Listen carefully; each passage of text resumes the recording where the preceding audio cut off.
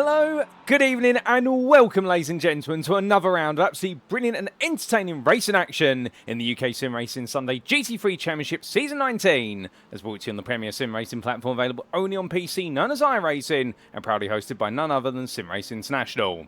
After an absolutely brazen season opener at Bathurst last time out, we have made our way all the way from Australia to the heart of Europe, for we have arrived at none other than everyone's favourite Belgian circuit, or at least most drivers' favourite Belgian circuit you could say, is the Circuit de Spa-Francorchamps. Now, whilst it may be a far cry from the original near 10-mile circuit, which would see drivers roar the way around local road to the Ardennes Forest, and they find themselves getting quite close to farms and furniture, well, nowadays it's a much more formal circuit, 4.35 miles in length, and one that has an absolute wholesale array of corners, 19 in total, many of them known to you like the back of your hand, where it be La Source, Uruge, Radion, or Les Combes. Here's a circuit that is packed full of variety, and therefore, as they say, variety is the spice of life, and this is going to be a race that's definitely very much full of life today. With its corners being so varied, it means here overtaking opportunities are at an absolute breathtaking limit. But add to that as well the fact that we do see with plenty of opportunities on strategy, and we could have a race that definitely turns things upside down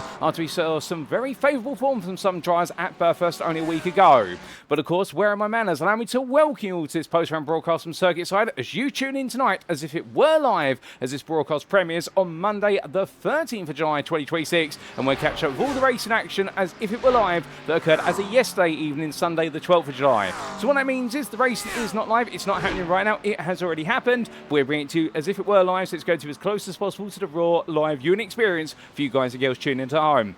And of course, the one place you can catch all the racing action from this season, indeed all of our SimRacing International series, is on youtube.com and search for SimRacing International, SRI, and you can be tuning in there. And why not subscribe today so that way you can stay up to date with all the latest broadcasts as they unfold. In the content booth, you have myself. My name is Paul Walsh, and I shall be your host and commentator for this season. And without further ado, ladies and gentlemen, let's continue the story of the season, and let's get right into the thick of round number 2.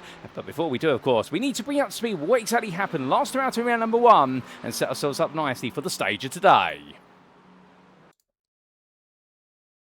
And as we can see, last time out on the 5th of July, we were in Australia at the Bathurst circuit. It was a 1-hour race to open up our championship campaign, but who exactly impressed in New South Wales? Well, what we got to see throughout the entirety of the day, it was all about very close margins, particularly in qualifying. There was always going to be an emphasis on track position in qualifying, and there were 3 drivers at the very front of the field who really put the biggest possible emphasis on taking pole position. It was a shootout in the end between Harvey Wheeler and Philip Hammer, whereby Wheeler, the defending pro champion, was able to take that pole position by only 77 thousandths ahead of Hammer, the debutant, of course very much known for racing Porsche Cup cars and iRacing, but also moving into GT3 and looking very capable in his Porsche 992. Let's not forget the third member of that family of 3 drivers, and it was none other than Jason Baxter, who qualified third, only a further, what was in the end, 50 thousandths behind Hammer. And in the top 3, they were separated from the rest of the field by the best part of 3 tenths, and the rest of the field headed by Adam Watson. And it was very close throughout the rest of the field. A lot of drivers really showing the experience coming to the foray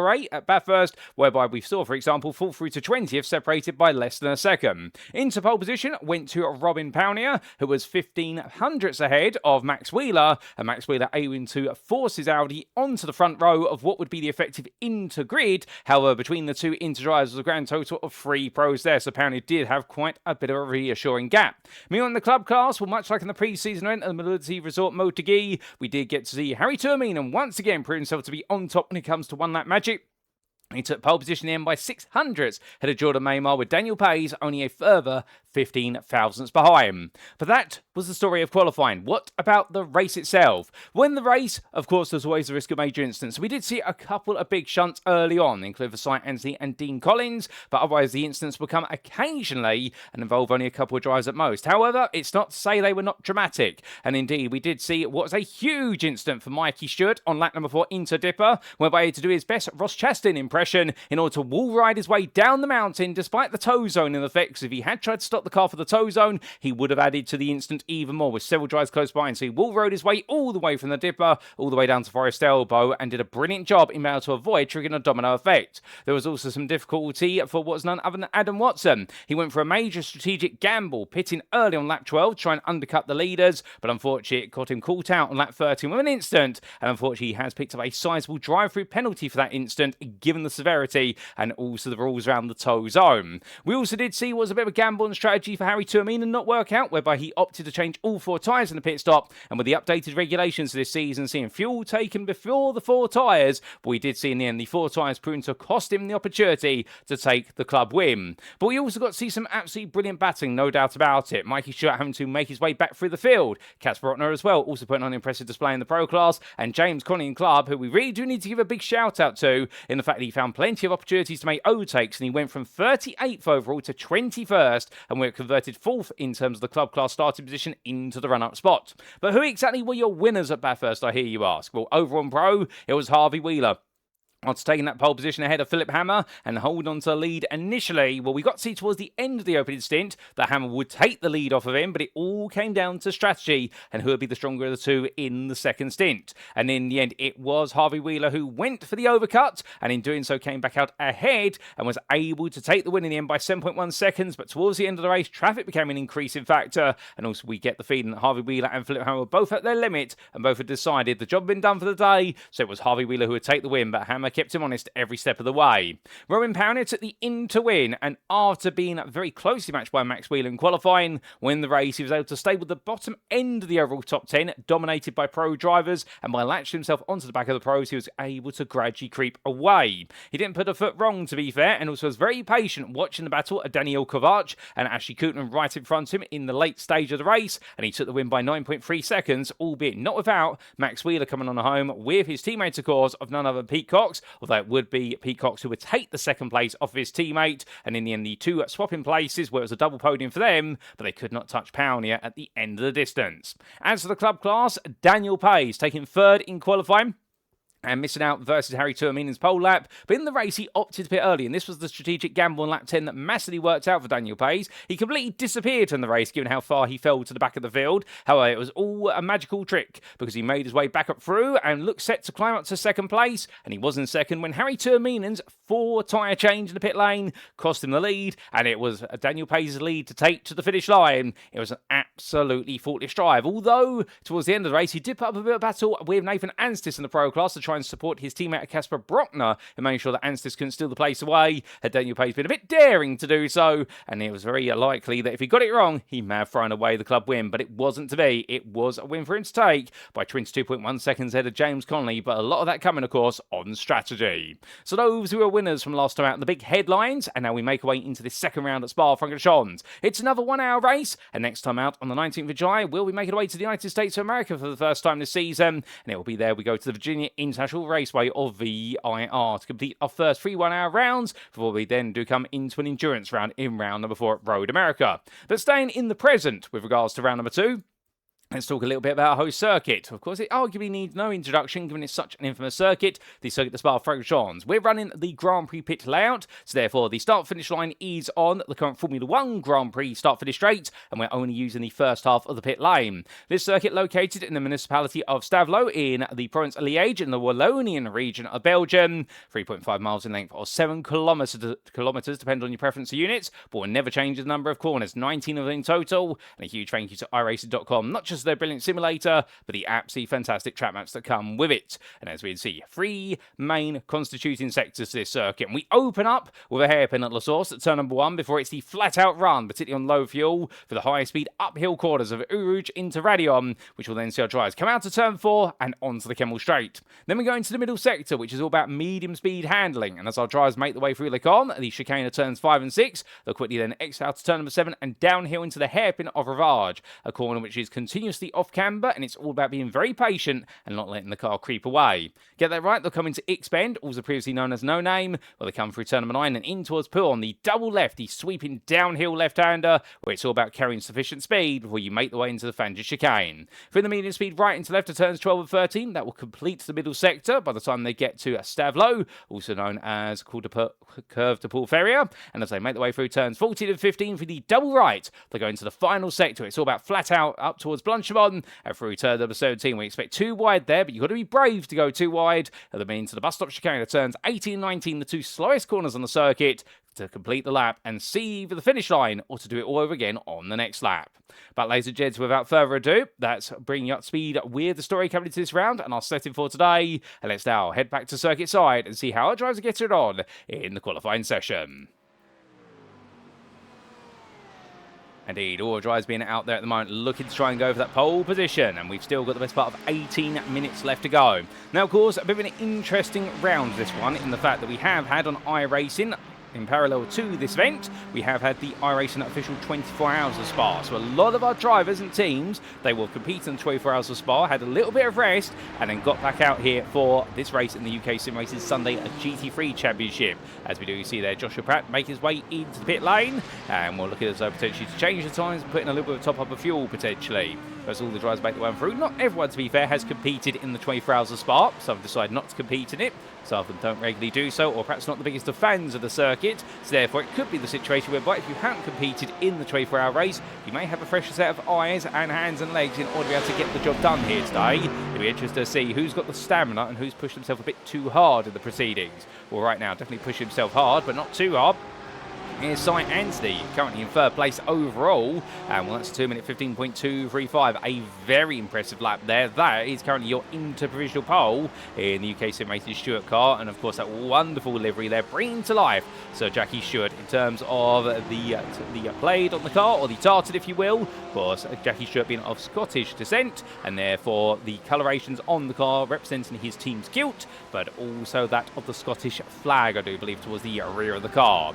But as he does park up there, we look to at Miller Boyd, who makes his way on through. Also in a Ferrari then. The Ferrari continues to be a very popular pick in the GT3 category at the moment, and it's understandable why. Mid-engine rear-wheel drive, you've got a lot of cornering potential. You've also got that wonderful 6-cylinder engine as matched to a turbo, which gives you a good amount of acceleration. The only real downside of this car, of course, being the fact that on the straights, the longest of straights, as soon as you get into 5th and 6th gear, you suddenly find that you lose a lot of top speed. You'll gradually get there, but your acceleration is very poor unless you've got a bit of a slipstream. Also, this Ferrari, when its tyres are worn, can prove to be a little bit of a hand over the rear end, but the same can be said for any mid-engine rear-wheel drive car, because all the weight is over the rear of the car as much as possible, and it's the rear tyres that do a lot of the work. Not to say the front tyres don't do some work of their own, they do the turning work, but you really turn or steer with the rear of the car, and the front tyres there to try and hook things up where possible. But as Miller Boyd makes his way on through, we do need to give a warm welcome to a driver who joins the grid today after taking a 5-month break. And well, that is none other than Robin Aston, as we can see him here. Now, as he makes his way on the round, the only thing for the 5M driver is, as he roars his way onto the next sequence of quarters, coming up towards Blanchemont very shortly. Well, the interesting thing is, well, in fact, it's not Robin Aston as the newcomer. My sincere apologies there, and you'll have to forgive me, ladies and gentlemen. I've literally only just got back from Snetterton over the course of the weekend. Been presenting there all weekend, so I'm a little bit sunburnt at the moment. Indeed, it hurts to really lean on anything right now, so I'm having to stand very rigid like a pencil in my commentator's booth seat. The driver I should be introducing is not Robin Aston, but indeed his name is literally above him in the time tower. It is Ryan Abbots. As Robin Aston jumps up there, I think Robin Aston, in protest of us mixing him up with Ryan Abbots, has decided to go faster with 2 minutes 16, and when doing so, we reintroduce Ryan Abbots to the grid. Now, Ryan Abbots for Team Lubish, his first race back after a 5-month break, and he has just come back from the Falklands on a 19-hour-long flight as of coming into this race. So therefore, he's had very little sleep, he's had very little time to practice,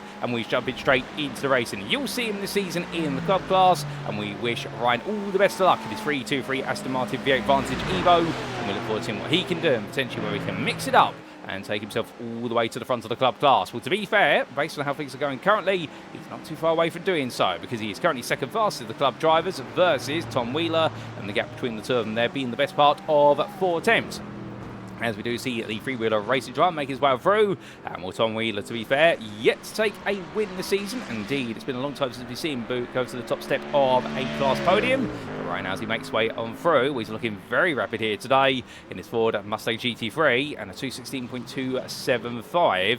Perhaps he's going to be the driver to beat here today, and well, perhaps it won't be too long before we do see him out there on that top step. But speaking about the man who took to the top step last time out, now of course there's a little bit of confusion around Daniel Pays, whether he's in the club class or the inter class. Now on the broadcast, as we did mention at Bathurst, he was on club, although there was the question mark about his door number. His door number was in the 200s. And just to remind you, to try and make things as straightforward as possible here at SimRacing International, what we do door number wise is we say that the pro drivers are between 100 to 199, the inter drivers are between 200 and 299, and the club drivers are 300 to 399. But he had a door number, I do believe it was 288 at the time, and that led to some confusion for the drivers in the club class at Bathurst. Well, they thought that Daniel Pays, because of his door number, was in the inter class. So there were some very happy faces down in the pit lane after the race was done, particularly none more so than for what was Simcast Racing UK's Matthew Hunter, who had thought he'd finished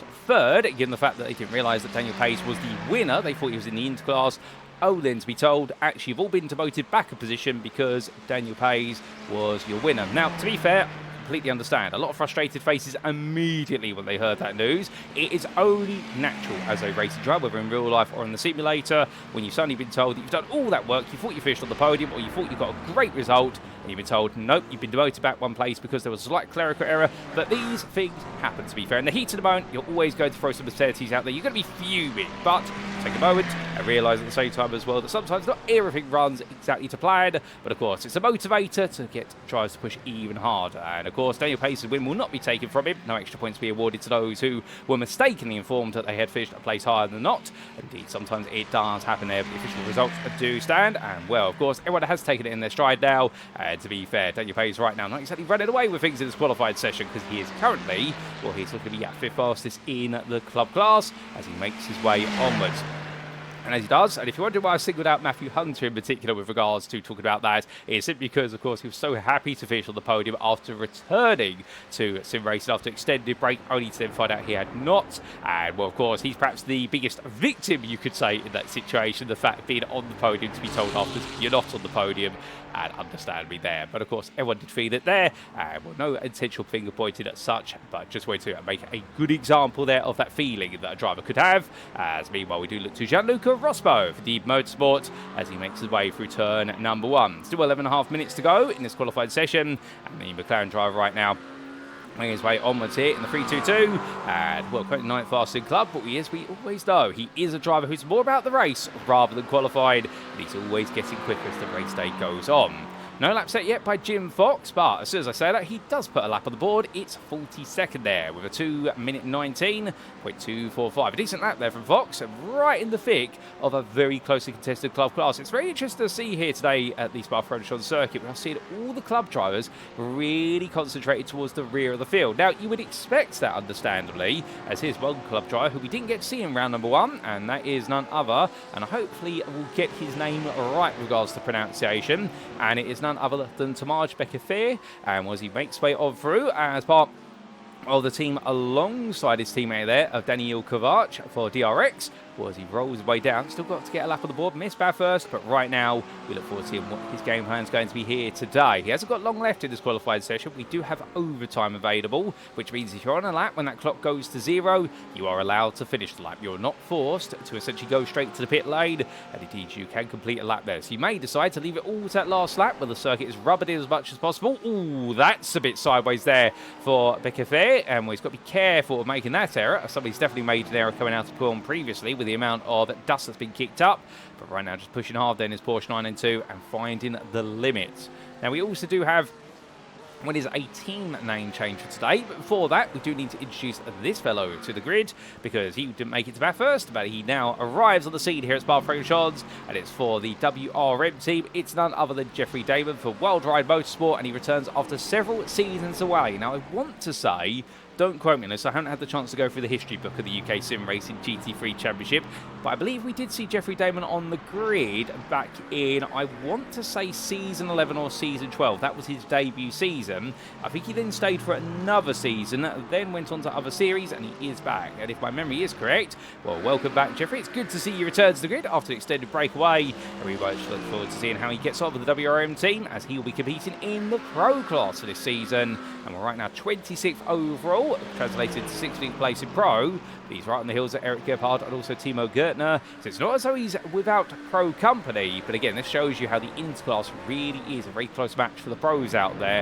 Of course, the real difference being the average pace, also plus also the I ratings for those drivers. But the Spa-Francorchamps circuit is a bit of an odd equaliser, because it is one of those circuits in the simulator that is so extremely popular, and of course with so many events and official series dedicated to using this circuit in iRacing, it means that a lot of drivers have a lot more experience at Spa than they will at other circuits. So what you could think of, the best way to determine a pro is perhaps the less common circuits. They'd be expected to be quicker drivers, more consistent drivers versus the inter drivers, and subsequently versus the club drivers. But when you do have such a popular circuit, and you'll have plenty of drivers here who will consider themselves Spa specialists in the fact they spend so much time lapping this circuit because it's so popular, you will get some drivers who will feel very anomalous in terms of their qualifying lap, but it's credit to them. They're extracting the most out of the car for a circuit that is absolutely loved. And well, you can see how tight it is when you consider that right now your pole position time set by Jason Baxter, provisionally overall in Pro, is 1.7 seconds quicker than Philip Hammer.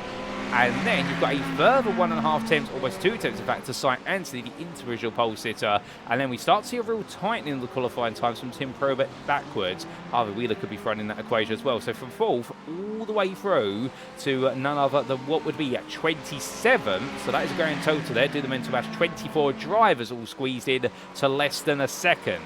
And that is before you really get to where's an even tighter field further back there, where you'll notice the fact that we do have Luke Sherlock in 33rd, as shown on screen here, in the very colourful McLaren, well, from 33rd through to 35th for Darren Sharples. 3 drivers there, all in the interclass, separated by no more than 0.06 of a second. Very tight margins.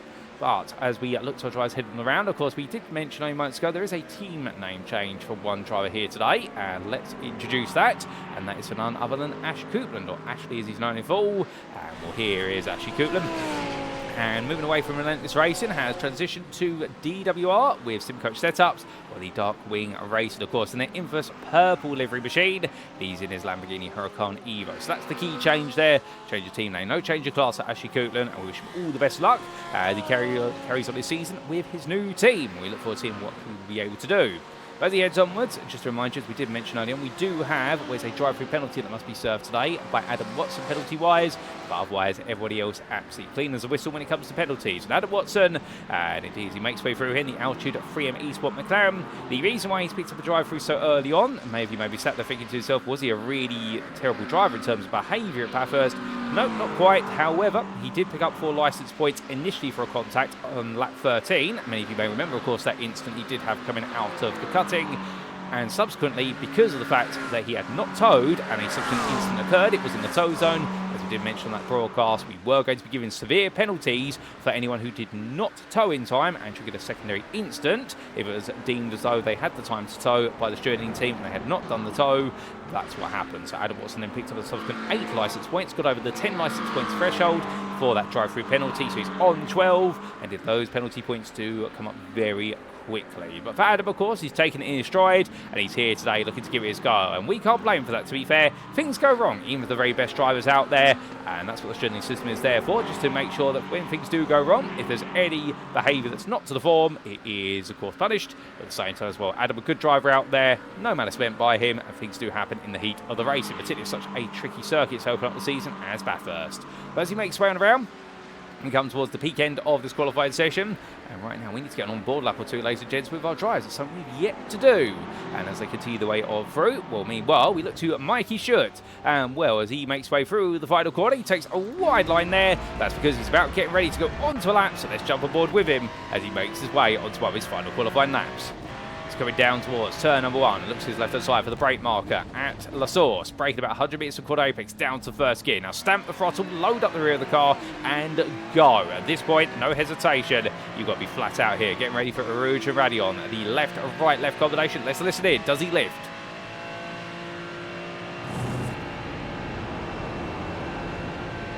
Well, as they say in the world of esports, pros don't fake, or in the case of sim racing, pros don't lift, and that's exactly what Mikey Stewart does there. Completely flat out as he made his way through Rouge and Radion. Perfect line, and now onto the Kemmel Straight he goes. Looks over to his left-hand side, and as he does so, well, breaking his way down, it was Lake Cobb, the 100-metre board. For right into left he goes, and as he does so, bouncing over the curves, and now keeping it nice and over to left to open up turn number 7. Rolls high on the curve there. That one settled the rear of the car, but manages to stabilise it through steering input.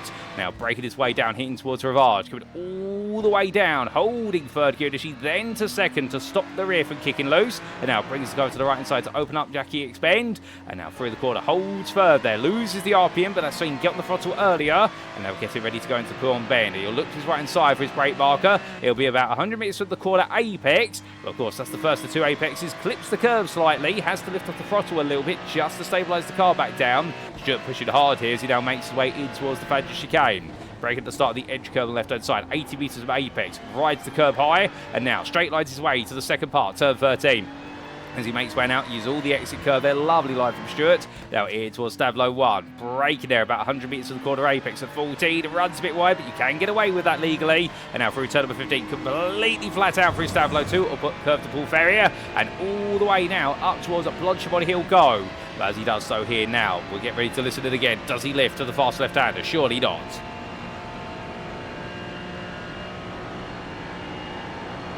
Not a lift in sight there as he attacks the quarter Apex at 157 miles an hour as he now breaks his way in towards the bus stop chicane, breaking at 150 metres of the Apex at turn 18, down to first gear. Straight lines between the two, mounts the curb at 90 as much as possible to rotate the car. Stewart just about keeps it in track limits, heads towards the line.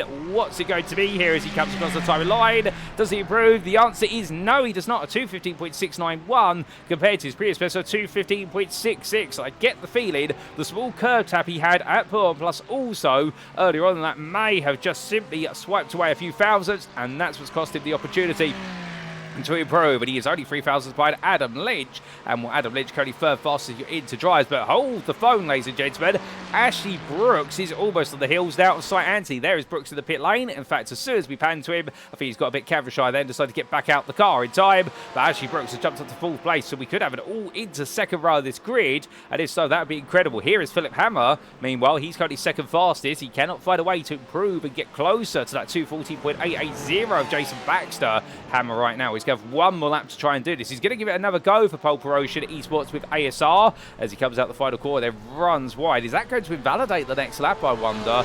And I get the feeling he's going to go for it either way, so we'll wait in earnest to see what he can do. But meanwhile, what's happening further down the order? Well, Tom Wheeler in club is 27th overall. He's your club pole sitter at the moment, and it looks like the majority of the club field is parking up, at least those inside the top 5. Here's the first of your club drivers who's out there in 8th place of class, 43rd. It's Ben Knowles of 5M Racing, and well, Gianluca Rospo is split between him and Steve G. And Steve here once again today. Good to see the Ferrari driver out there, and we're right now currently 10th fastest, just ahead of Tobias Hakanson. And interestingly, we have the absence of Harry Tuominen today. Now, of course, the Mr. won that magic driver in terms of his qualifying lap so far this season, his 100% record. Well, it will be paused, of course, if he does not attend around. We'll have to wait and see what happens the next time he arrives. But of course, we do have Hakanson here today, who will be looking to represent the team, and we look forward to seeing what they can do. But meanwhile, Tamaj Beckerfair, he's currently in 48th. He's not the last of your drivers in this qualifying session. We do have John Harley, who has not set a lap as of yet, so Harley may be starting to the very back of the grid at this rate. But meanwhile, Jack Barker, this is not where he wants to be, 38th. He is on a personal best, however, as he makes about the last few quarters is Aston Martin. What's it going to be for the Made for Racing driver? It's a 2-minute 16.868. That final sector, well, he's made a complete ham sandwich out of that, and well, unfortunately, that has not seen him move up the order at all there. So unfortunately for Jack Barker, he's going to have one last run of this, and as he makes his way onwards, we jump aboard here to see what he can do. This is not where he wants to be in qualifying whatsoever. As he makes way through the left here of Erouge into Radion, you can see you have to cut as much of Erouge as possible to set up Radion, and then you just want to simply straight to the steering wheel as he keeps the cars to the right here. Shortens the run onto the Kemble straight. Doesn't make too much of a difference, to be fair. Just scrubs a mile an hour, technically, if you go wider. But as he makes one down, checker flag comes out qualified, so therefore, this has got to be a good lap for him now. Otherwise, 38th is where he starts. He goes right into left. Off camera, Harvey Wheeler has just jumped up to 3rd overall, so that puts him onto the pro front. As meanwhile, we see our Interpol sitter devoted to full sight, and Ashley Brooks now goes to the 3rd row. Adam Watson off camera has also improved to 9th place, but Barker coming down through Rivage goes a bit deep. Their V-shapes it off the end to compensate. I think this is a car right now that is just slipping away from a little bit. I think there's a lot of understeer in this car as he goes deep there for X Bend. Something in the setup is not right at the moment. I wonder whether potentially he's expecting the car to be a lot looser when it really is. And as he comes through there, takes way too much curbing to put on bend. This is a car that's just not looking happy right now. Or is it the conditions, or both here for Jack Barker? And will make his way now in towards the Fangio chicane. I know he is a little bit sleep deprived. Indeed, many of the British drivers on this grid will be after watching England in the World Cup the night before. And as he makes way through in towards Stavelot. Well, right now, Barker definitely waking up here towards the end of the lap. Takes a lot of curb there. And, well, I think that might be the feed right now. He's just not finding the rhythm out there because he's got a car that has got some capability, but he's hitting those curves high and it's just causing the car to want to understeer wider. We have seen a bit of improvement from Jim Fox, who has moved up now to 45th place in the qualified order, as we understand. So he's moved into 10th in the club class. He's just getting ahead of none other than Steve G. But as Barker makes his way down in towards the bus stop chicane here, on to brakes he goes. Coming all the way down the gearbox to 1st gear. Very smooth line there. He's going to complete the lap. You can see there all of his sectors so far have not been an improvement as he makes way towards the timeline. Can he put out a magical end to lap? The answer is no. So for Jack Barker, it is a no-go, and that is his qualifying complete. And, well, ladies and gentlemen, some stories out there, no doubt about it. And in the end, for Jack Barker, like many, it has not worked out. But as we do look to the scenic view, well, it is Jason Baxter who takes his maiden pole position of the season with 2 minute 14.880, and he'll be pro and overall, joined on that front row by fellow pro driver of Philip Hammer, who once again starts 2nd. Surely he's not going to get a reputation to become Mr. 2nd place. Harvey Wheeler, winner from Bathurst, and defending champion, starts 3rd, only a further 6 thousandths behind Hammer, and there was a sizable and near 1.8 tenths to Interpol to Cy Ansley, with Ashley Brooks a close company, and the two of them separated by a 10th. That'll be your top 5, and then you've got to go all the way to 27th for club pole position, but Tom Wheeler takes it in that Ford Mustang, and he's got a bit of a comfort gap there of 4 places between himself and 2nd place club starter of Jordan Maymar, who has James Conley joining him on that 16th row of the grid, the two separated by 800ths of a second.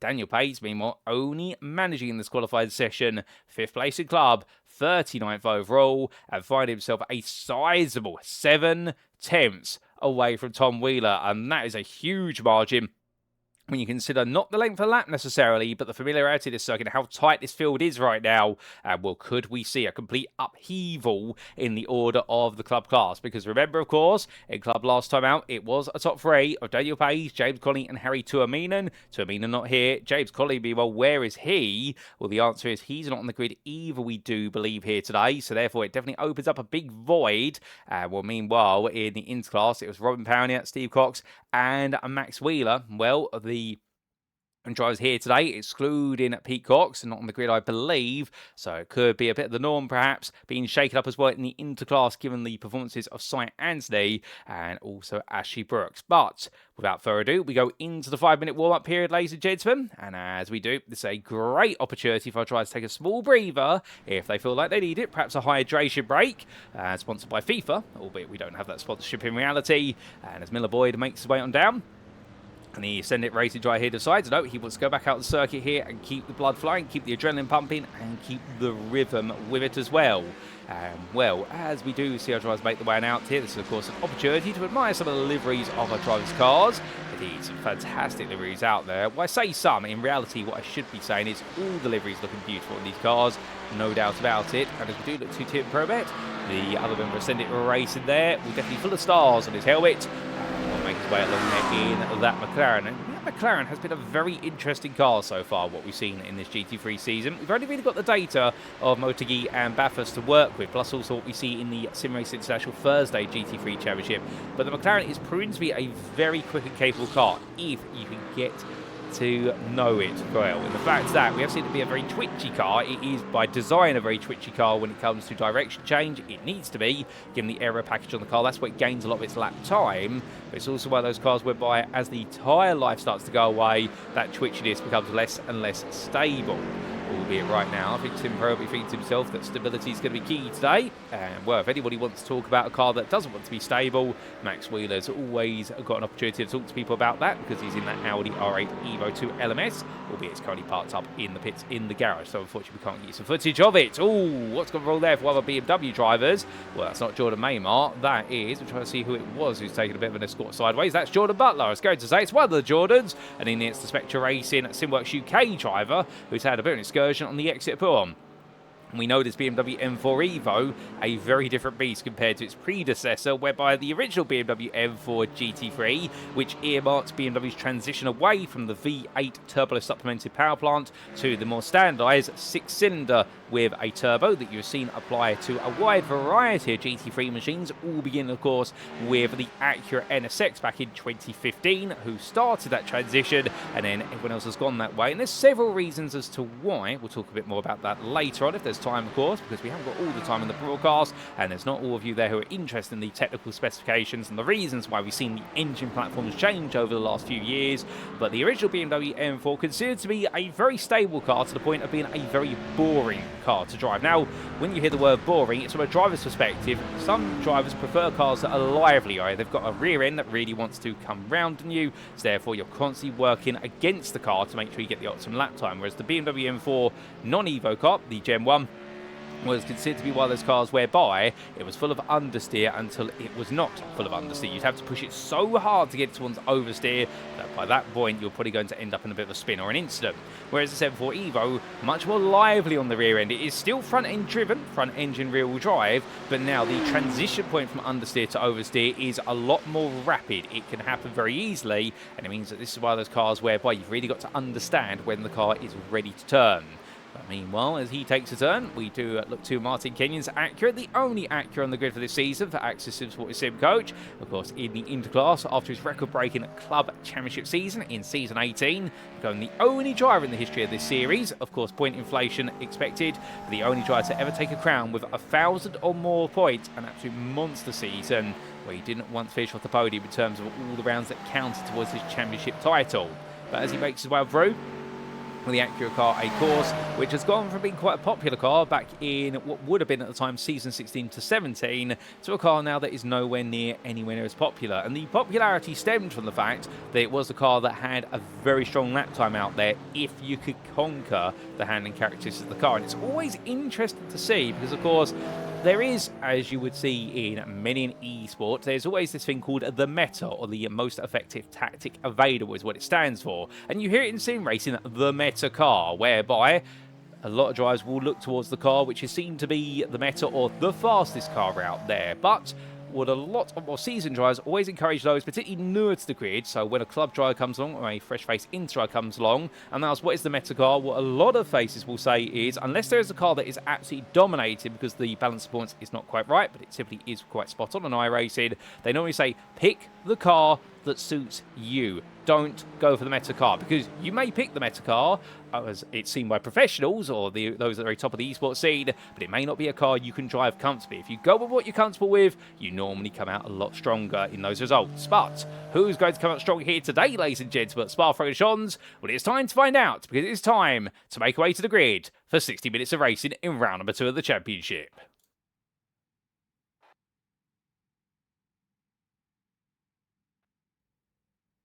And well, ladies and gentlemen, as our drivers make the way onto the grid, this is how they'll all line up for our second round. Taking pole position, it is Jason Baxter. He'll be very happy for World Ride Motorsports to take his maiden pole of the season, and now he'll be looking to try and move forward from there. Joined on the front row of the grid, he'll be joined by Philip Hammer for pole promotion, with ASR once again starting second. It was only 1.7 tenths that separated them, but then consider the fact that Harvey Wheeler for Verso Rapid, well, he starts third today after the win at Bathurst, and he was only 6 thousandths further behind. Team UKSimRacing Stuart Ansley into pole sitter.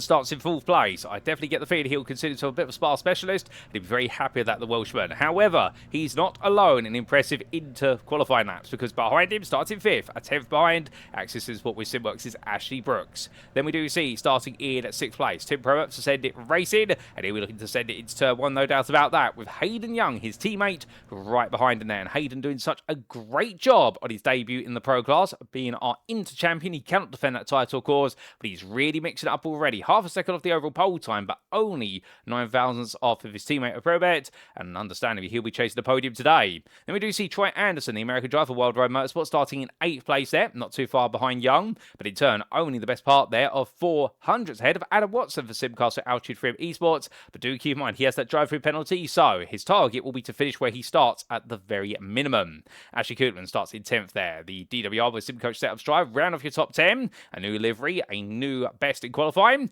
then we do see Timo Gertner there starting 11th for Worldwide Motorsport, with Adam Lynch joining him on that 6th row. The Eurotitans Endurance Drive will be followed up by Mikey Shirt for Axis' What with SimCoach, and then it's Robin Powney for Worst Racing Team Ever, who starts today in 4th place in Inter after taking an incredible win at Bathurst, but the Swede today's got some more work cut out for him. Wesley Rens just stands behind him, 600ths behind, 15th for Revolution Free Racing, ahead of Miller Boyd for Sending It Racing Bulls. Then we do have Casper Rutler for Old Dudes and Cars Amnesia, starting 17th in the company of fellow pro, Michael Schützer Kettleblack for pole promotion with ASR. And then we do have Jeffrey Damon, the Dutchman with Worldwide Motorsport, and Matthew Bacon for Worst Racing Team Ever. They complete your top 20. But behind the Swede, we then do see, starting 21st place, it's going to be Dean Collins for Worst Racing Team Ever, ahead of Max Wheeler for Verso Fast. And then we will have Joshua Pratt, the privateer, just ahead of Phoenix Races, Tom Cordy. Good to see him back once again, the Ford Mustang. How far can he go today, starting 10th in the interclass?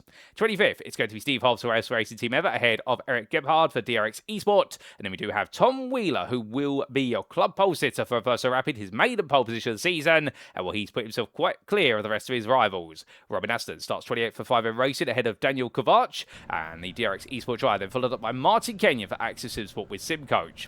Behind the Acura driver, it will then be at 31st place to Jordan Maymar for Simcast with Altitude 3M, teammate, of course, to Adam Watson. And then we do see James Colley starting 32nd for Team UKSimRacing Hill.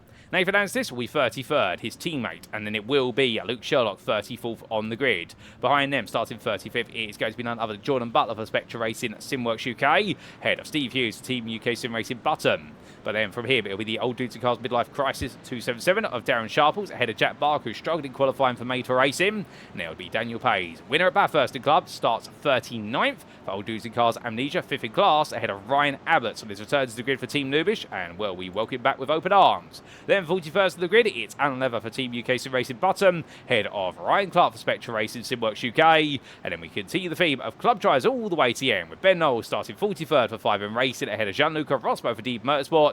Jim Fox starts 45th, ahead of Steve G for GTRR. Let's go to Tobias Hakansson for Hexagon Slow, head of DRX Esport AMS, Tomaj Bekefe. And then it'll be John Harley bringing up the rear of the field in 49th. But ladies and gentlemen, the field is almost ready to go. And indeed, as they make the way on this short style formation lap, and down towards the bus stop chicane, will Philip Hammer and Jason Baxter. A new combination on the front row here today. And they come through Blanchimont. And right now, little time to warm up the tyres. Bit of a sun out there as well. And this circuit right now looking relatively moderate in terms of temperature. 20 degrees track temperature centigrade and 19 ambient. But the big theme and format will be who exactly is going to prove themselves to be the best out there when it comes to that start through the opening corners. Well, it's time to find out, ladies and gentlemen, because it's over to Jason Baxter to take us away for 60 minutes of racing action here at Spa-Francorchamps.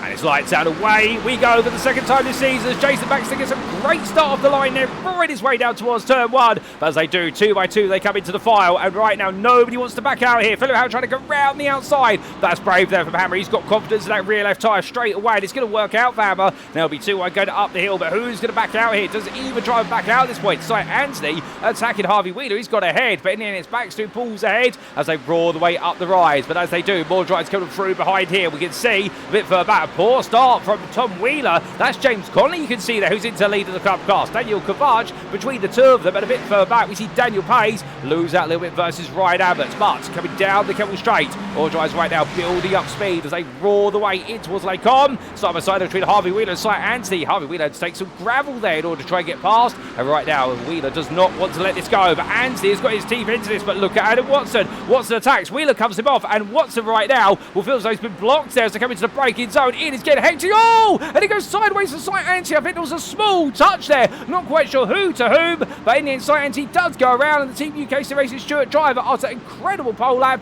has sent all the way spinning to the back of the field. But now he's got to spin himself back up and get back on the attack as quickly as he can.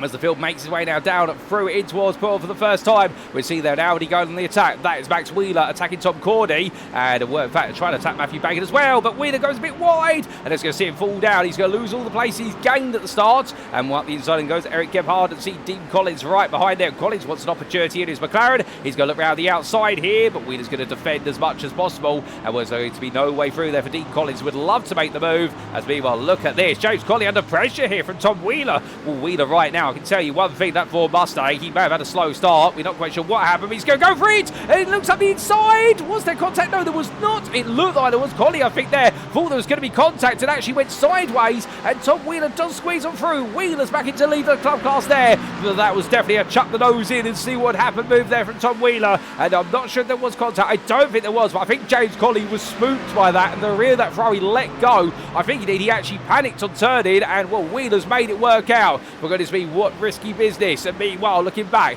Jack Barker versus Darren Sharples. Sharples right now being passed by Barker onto the brakes. They go. Meanwhile, it's very close there. So Anstey trying to come to that braking zone. Brian Abbott's looking around the outside, but Barker and Anstey side by side as well. Nathan Anstey, well, of course, had that difficult qualifying performance right now, trying to pick his way through. And for Team UKSimRacing, things have got from good to bad to backwards. And right now, they've got a lot more to do. But what an open lap we've had. We've got plenty more to come. Oh, what's happened here? That's Robin Powdy turned around. Oh, there's more cars well up into the air there. My good Lord. And more cars being collected as everyone tries to escape the situation. And Sight Anthony, for the second time today, in the second lap of the race, finds himself caught up there. Right now, that is going to be a throw that's bruised and not broken. But definitely right now, which suppose he's going to the breakers yard after today. But what exactly happened there? Tom Wheeler's had to tow to the pits as a result of it. He was the one who went skybound. Meanwhile, we've got a run over there from what is the runoff area, and I believe that is the car of Robin Perrier that's licking its wounds. The worst racing team ever, 44 driver. Well, it may not be the worst racing team ever, but it's definitely the worst day ever for him as he makes his way on down. And meanwhile, as he does so, Joshua Pratt looking up the inside there of Daniel Pays. Ferrari and Ferrari fighting here. And right now, it's a civil war of two prancing horses, but it doesn't look as though Joshua Pratt's able to get through as Daniel Pays falls back behind. But with all this action happening further down the order, what's happening at the front? Well, hold the phone on that, because we'll come back to that shortly. It's Ryan Abbott's now going defensive there versus Ben Knowles. Abbott's is on a move. The Team Nubis driver here, he may have taken 5 months away, but it only takes 5 minutes, and you're right back in it as if you've never been away. And Ryan's demonstrated that as he makes his way down through Expand. See Knowles right behind and Lever there as well. All these drivers push each other hard. DEG looking to go on the attack as well with what is Tobias Hackinson. Well, defending in fact there. Let's get our story straight. DEG is trying to hold on here for 11th place. Gianluca Rospo right in front. And Hackinson is trying to make his way forward to Sight Anthony onto the back of them. I think Anthony at this point is probably thinking, okay, surely it can't happen a third time today on the third lap. But here comes Hackinson around the outside. As DG goes defensive there, takes a lot of curve for it. And Hackinson will sweep through. Indeed, good racing between both of them there. Hackinson having a bit better pace and putting more pressure on at this point in the race. But meanwhile, as we come back to James Conley, the leader of the club class, will look behind Jordan Butler and Jordan Maybar. Well, suddenly he's going to be seeing double the Jordan here. And, well, I get the feeling right now for James Conley, he's going to just simply have to dig in here and hold on. And making the way through, we look back onto the car of Jordan Maybar. It's a big excursion there. Runs wide. The car twitches loose. And as he does so, oh, what's happened there? It's Jordan Butler as well. I don't think there was contact between the two, unless I'm mistaken. But Jordan Butler towards the barrier on the inside. And we're to get replayed that when we can. And hold up a second. What on earth's happened there? It's Daniel Pays has gone round. Pays goes spinning down the order at the Mustang chicane as he's been pushed a lot. James Conley's into the pit lane as well. You could not make it up. And Jordan Maymer, after a huge twitch, well, now he's into lead of the club class. But Jack Barker says, well, don't mind all that. And Ryan Abbott's is now up in the second placing club. I don't believe my eyes as they make the way onwards. We've only had 5 minutes. We've had enough right now that you could write a whole story out of this. But meanwhile, Jordan Maymer and Jack Barker side by side here. And in the end, Maymer backs out, realising he doesn't need to fight the inter driver. I think Jack that Barker right now is driving with a little bit of frustration in his mind here. And well, understand he wants to get to that top 10 in the interclass when he can. Right, Abbots goes on the attack here for the lead of the club class. Maybell will not be impressed. In fact, he's lost all that pace up the hill, and now Abbots is slowly creeping towards him. But Maybell covers him off there and looking to the inside as Anne Lever. And well, there is the Jensen Button-inspired livery from the Broad GP car from 2009. Right now, he's definitely going to be trying to thread the needle there like Keanu Reeves would in The Matrix, and he presented the story of the Broad GP machine. But right now, coming on down here, and Lever gets that done as car comes loose there. That is Jordan Butler. Oh, and there's going to be more cars. Jean-Luc Rospo goes round. And also Steve Hughes there. Steve Hughes, I think, well, no, it's not Steve Hughes, it's John Harley who's gone round for Spectre Racing. I beg my pardon. And as he gets it back together, Steve Hughes has had to tow to the pit separately, but that's a separate instant between them. But the Spectre Racing car, well, indeed, a blink if you miss it moment, but John Harley more sideways than straight there, and I think that car's got some significant damage on it because it does not look to me wanting to go through corners right now successfully. But whilst all that's been happening further down the order, at the front of the field, Jason Baxter is still leading over in Pro, and Philip Hammer and Harvey Wheeler right behind him. Harvey Wheeler is really pushing on here. He's trying to make haste. Hay is the Aversa Rapid driver, and well, I wonder the strategy here is again today, be ahead, or alternatively just make sure you don't lose the leaders. But I wonder which way this race is going right now, because Jason Baxter's looking quite comfortable. Harvey Wheeler is looking aggressive. We know that Philip Hammer does normally pace his races, as we've mentioned time and time again in any broadcast that we covered with him. He is one of those drivers who has a slower start to the race because he's normally saving the tyres and working out the strategy as he goes. He's one of those drivers who's really about the big brain driving rather than the big brawn driving, which is all about raw pace. Although to be fair, he's got pace in spades, it should be pointed out. There's no reason why. Indeed, he used to be, I believe, a 10k I-rated driver. He dipped below it. He's currently still below. I believe he's still in the 9,000s. But at the same time as well, anybody who gets to 10k I-rating in their history at I-racing is, as far as we're concerned, a legend. Just for a simple reason, that is no easy feat. The highest I rating, I believe, is 13,700 for context. I believe it's still owned by Alexander Spetz, but to be at that level, remember the fact, of course, I rated is done based on what is the rolling average of your lobby, and if you are the top rated driver, you've always got to be winning, and you get very marginal gains for it. But is this going to be marginal gains here for Mikey Stewart? It is not going to work out at all. Hayden Young elbowed wide there, and well, I think Mikey would argue that Hayden squeezed the door on him, and in the end, we saw Adam Lynch have to take a base of action, and Michael shoots the kettle back and comes on through and will squeeze his way between the pole position with ASR drive with Hammer. His teammate's got the pace and definitely has got some of the strategy out there. Michael shoots a curl back. He has got such tactical calls there. That was smart driving for the German driver. Saw what was going on in front and just simply said, right, I'll just go past what is Adam Lynch's car when Adam Lynch has to try and recover it. And now he's up into 10th place in the Pro class and 11th overall.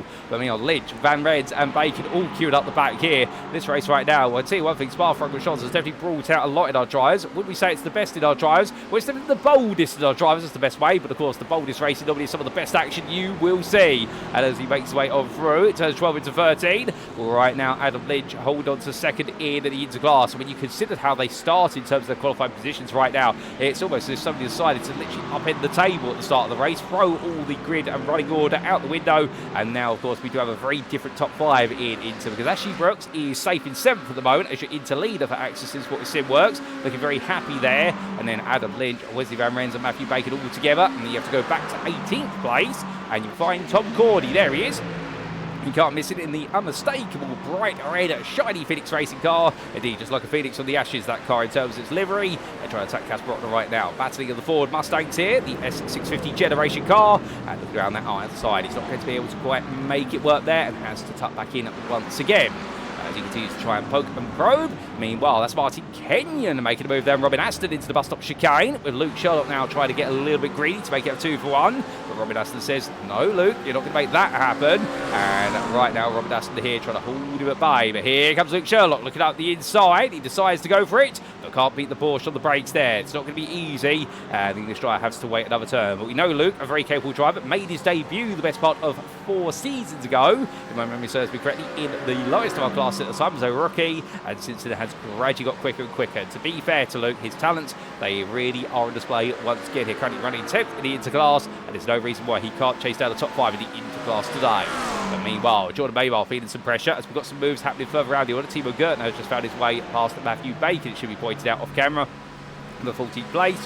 being overall drivers of two different classes, but there's Babar, Abbots and Knowles together, and Ben Knowles has decided to latch himself onto the back of this, so he's caught up as the headlights all come on there together. It is getting towards night time here. I wonder if we will see a bit of a darkening of the circuit and whether we'll get to the point whereby it really becomes blind at the circuit for our drivers. Remember, racing at night is very different than racing in any daylight. The circuit becomes an entirely different beast.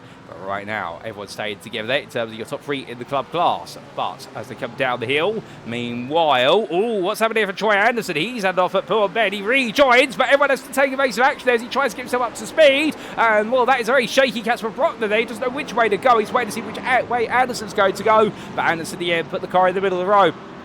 And there might be a critique from some of the drivers there about that being an unsafe rejoin for Troy Anderson. Again, the heat of the moment. He'll feel as though he's rejoined as safely as he can because he's rejoined on the outside of the circuit. I think how everyone coming through poor Ben had the best part of around 20 miles an hour speed difference initially. And that's where you saw a lot of jinking and jerking from our drivers. But as they make the way through, well, as an infamous face of the United States for say, should have zigged when they zagged. Well, meanwhile, who's going to zigzag the way through Blanchimont?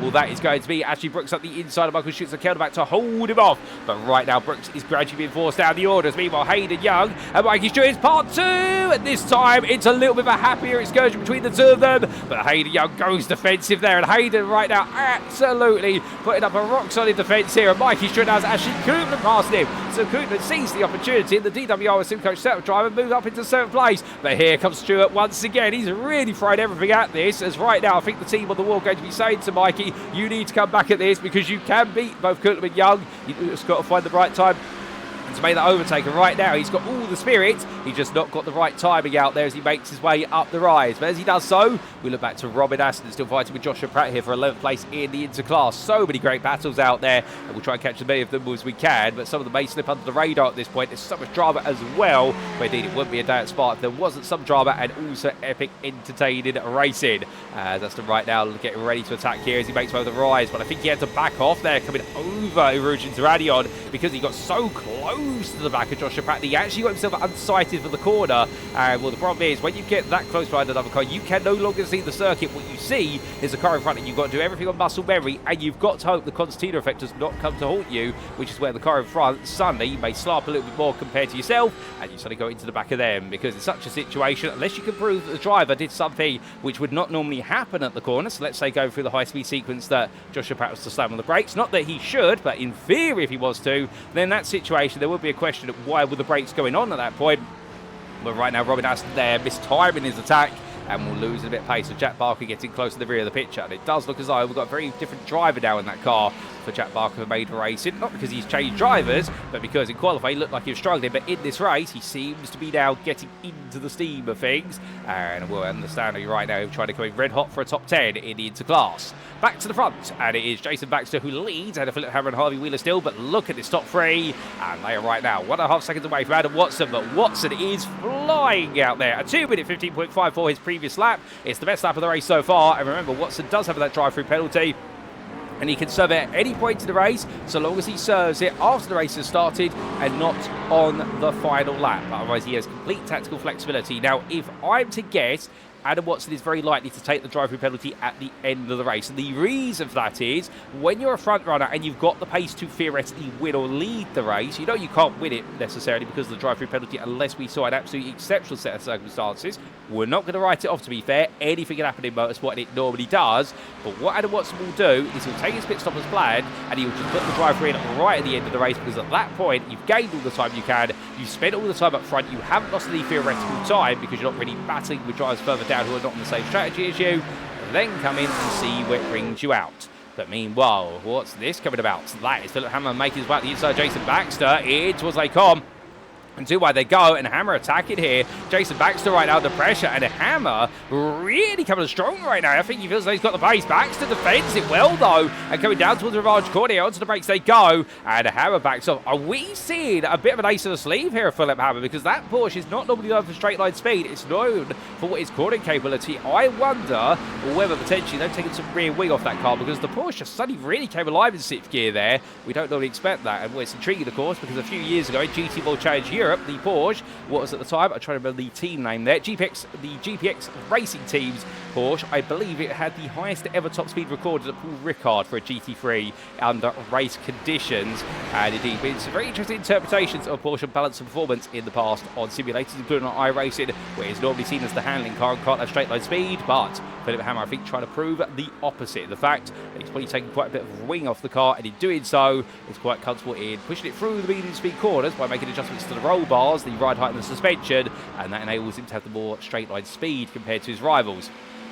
Of course, he is surrounded by 2 Ferraris, which do lack top-end speed unless they've got a draft, so that does help in his favour. But right now, Hammer showing his first signs of really wanting to attack for the lead this race. And of course, we did see it towards the end of the opening 35 minutes of Bathurst. That's when he went on the attack versus Harvey Wheeler, and we had done a lot of fuel saving early on, but then Wheeler used that as an opportunity to save fuel and tyres, which gave him the upper hand in the pit stop by 1 second. And once they make the way out there to go onto a lap number, what is 8 right now. These 3 inseparable, but Adam Watson is getting closer every little quarter taken, and there we can see a 6.7 second gap back to Tim Probert between them there. That is the lap down car, a very sad looking now Ford Mustanger Tom Wheeler after taking that incredible pole time in the club class, and now things have just gone entirely backwards. But we make our way backwards down the order here, because that is going to be Michael Schulze-Kerlbach up the inside of Ashley Brooks. Well, Brooks the interleader, and now look what's been brought to him, and suddenly, well, the man who's running 9th in pro, he's brought some presents and surprises there for Ashley Brooks, but not ones he wants,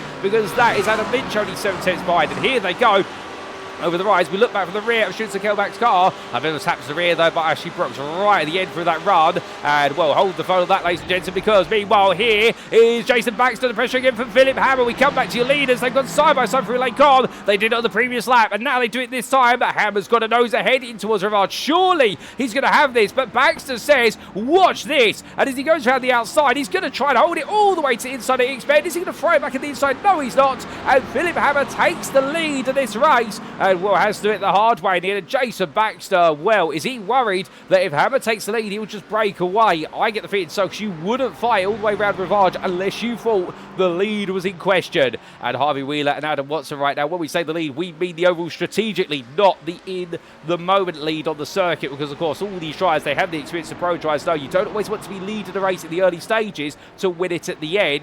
But I think right now, Jason Baxter worried if Hammer's that quick on the straights, what's he going to be like now that he's got a clear road in front of him? Well, we'll have to see. We will know in the next couple of laps. But what we were saying as well, before we interrupt ourselves, there's Mikey Stewart, and then there's Ashley Brooks, and Schulze-Kerlbach behind. But Ashley Brooks has found his way back ahead of Michael Schulze-Kerlbach, who passed him at La Source. We didn't see the end of that sequence. We'll try and get a replay of that when we can. But Ashley Brooks right now is worried that Adam Lynch and also Wesley Van Rens and Matthew Bacon all being brought in. Timo Gertner there, also a pro in amongst the inter drivers, and right now these drivers are all swapping place around us. Here comes Adam Lynch to make a move and Schulze-Kerlbach. Well, the pole position with ASR tried decides to back off there, and well, Lynch moves into second in the interclass even still, but up into 7th place overall. That's the bigger change. You can see Gertner looking up the inside there of Schulze-Kerlbach.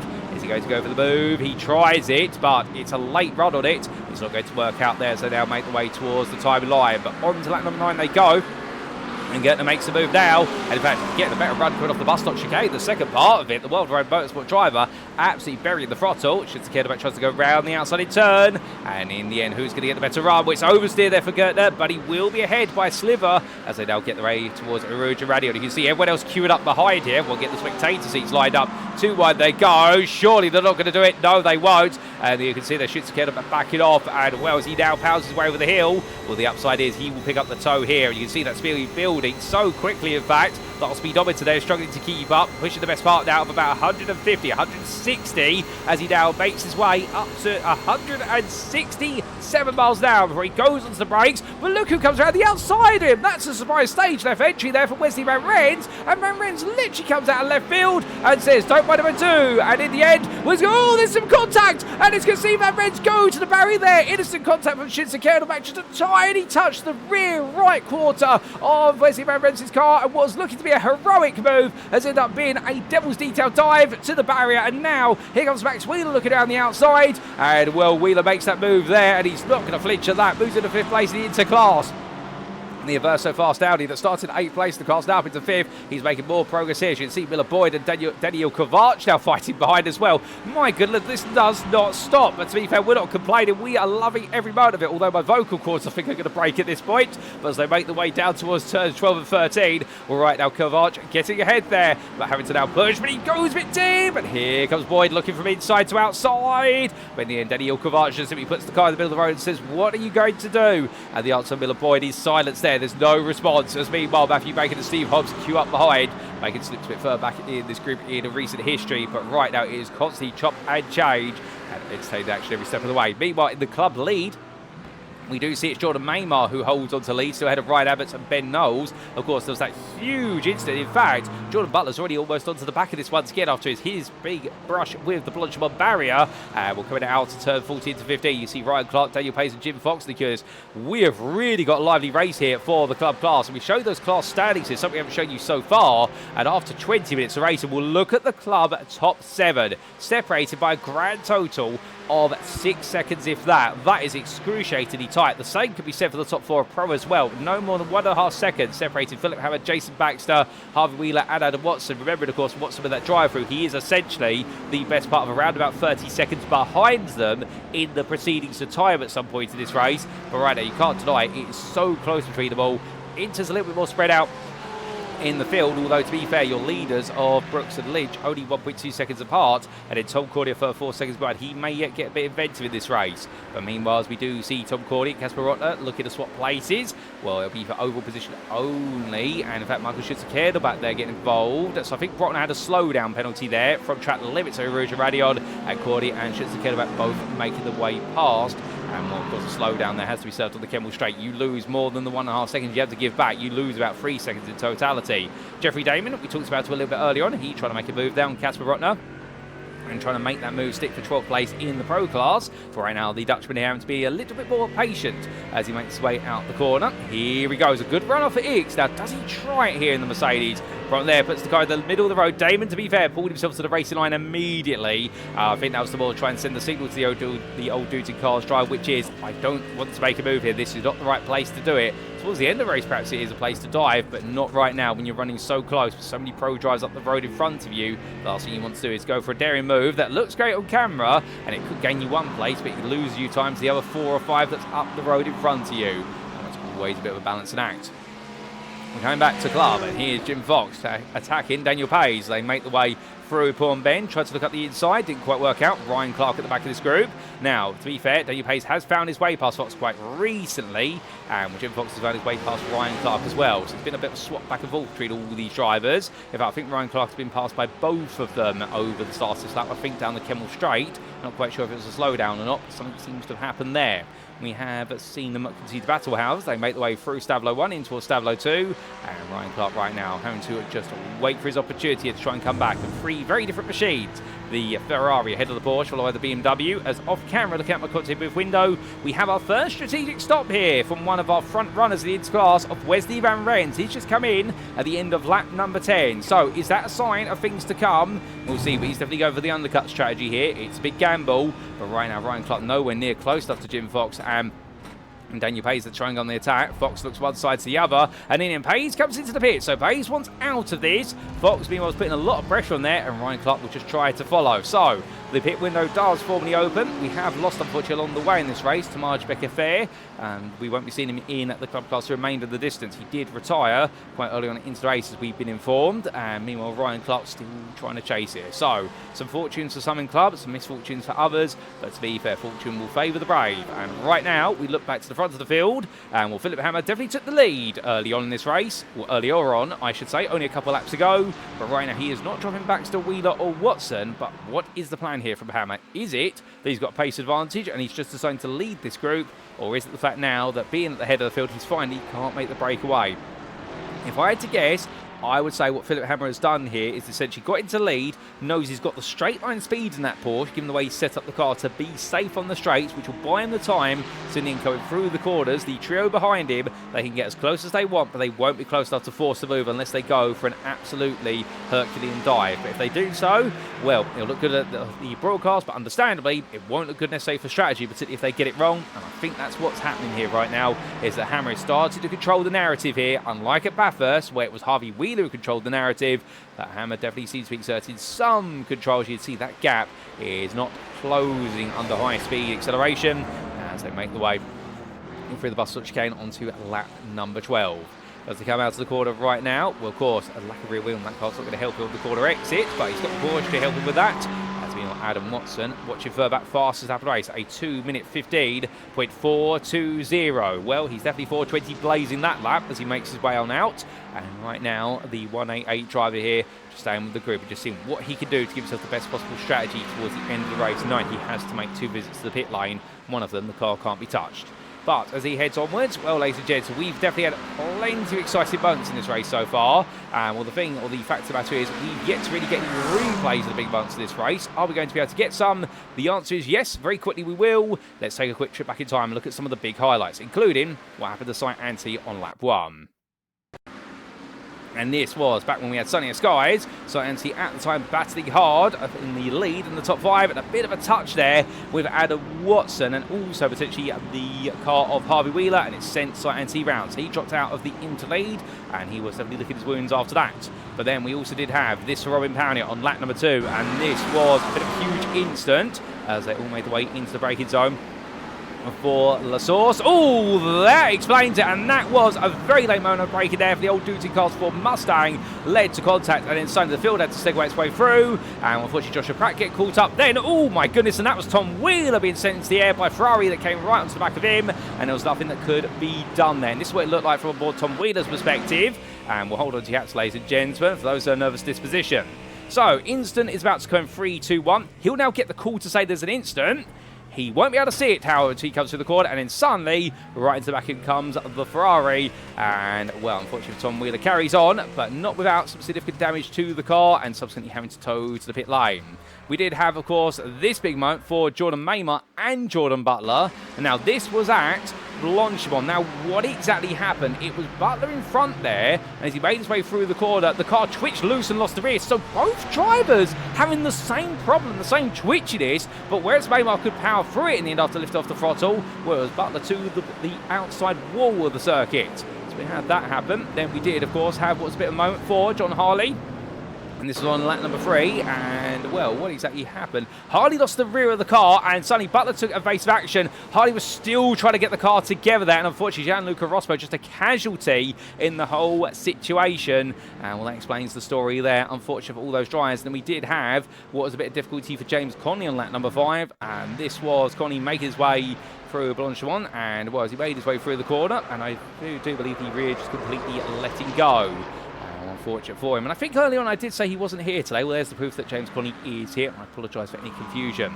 And with that, ladies and gents, we must go back to your live racing.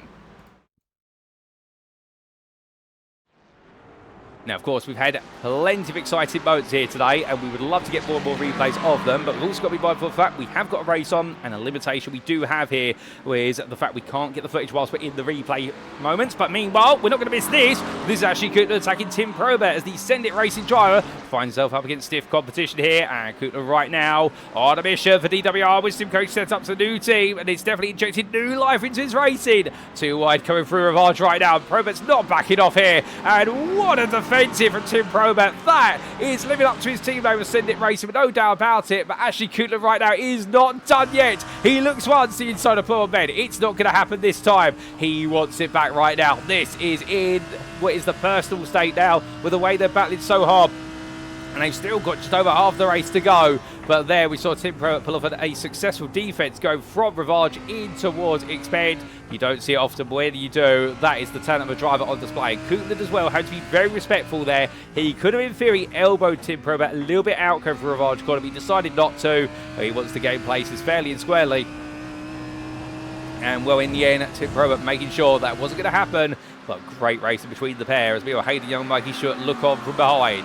But all that's played out. Meanwhile, Ryan Abbots is now your club leader. Now, for those wondering what's exactly happened to the man who was leading at the time, well, we do believe there's been a bit of strategy that has played out off camera, and that's why we've now seen a bit of a change. But it is Ryan Abbots who holds on to that lead for now, with Jordan Butler the best part of 6 seconds behind, and Ben Knowles as well. And we'll have to wait and see what the next step in the story is going to be of the club class. Could Ryan Abbots, on his return to the grid, return with a win immediately?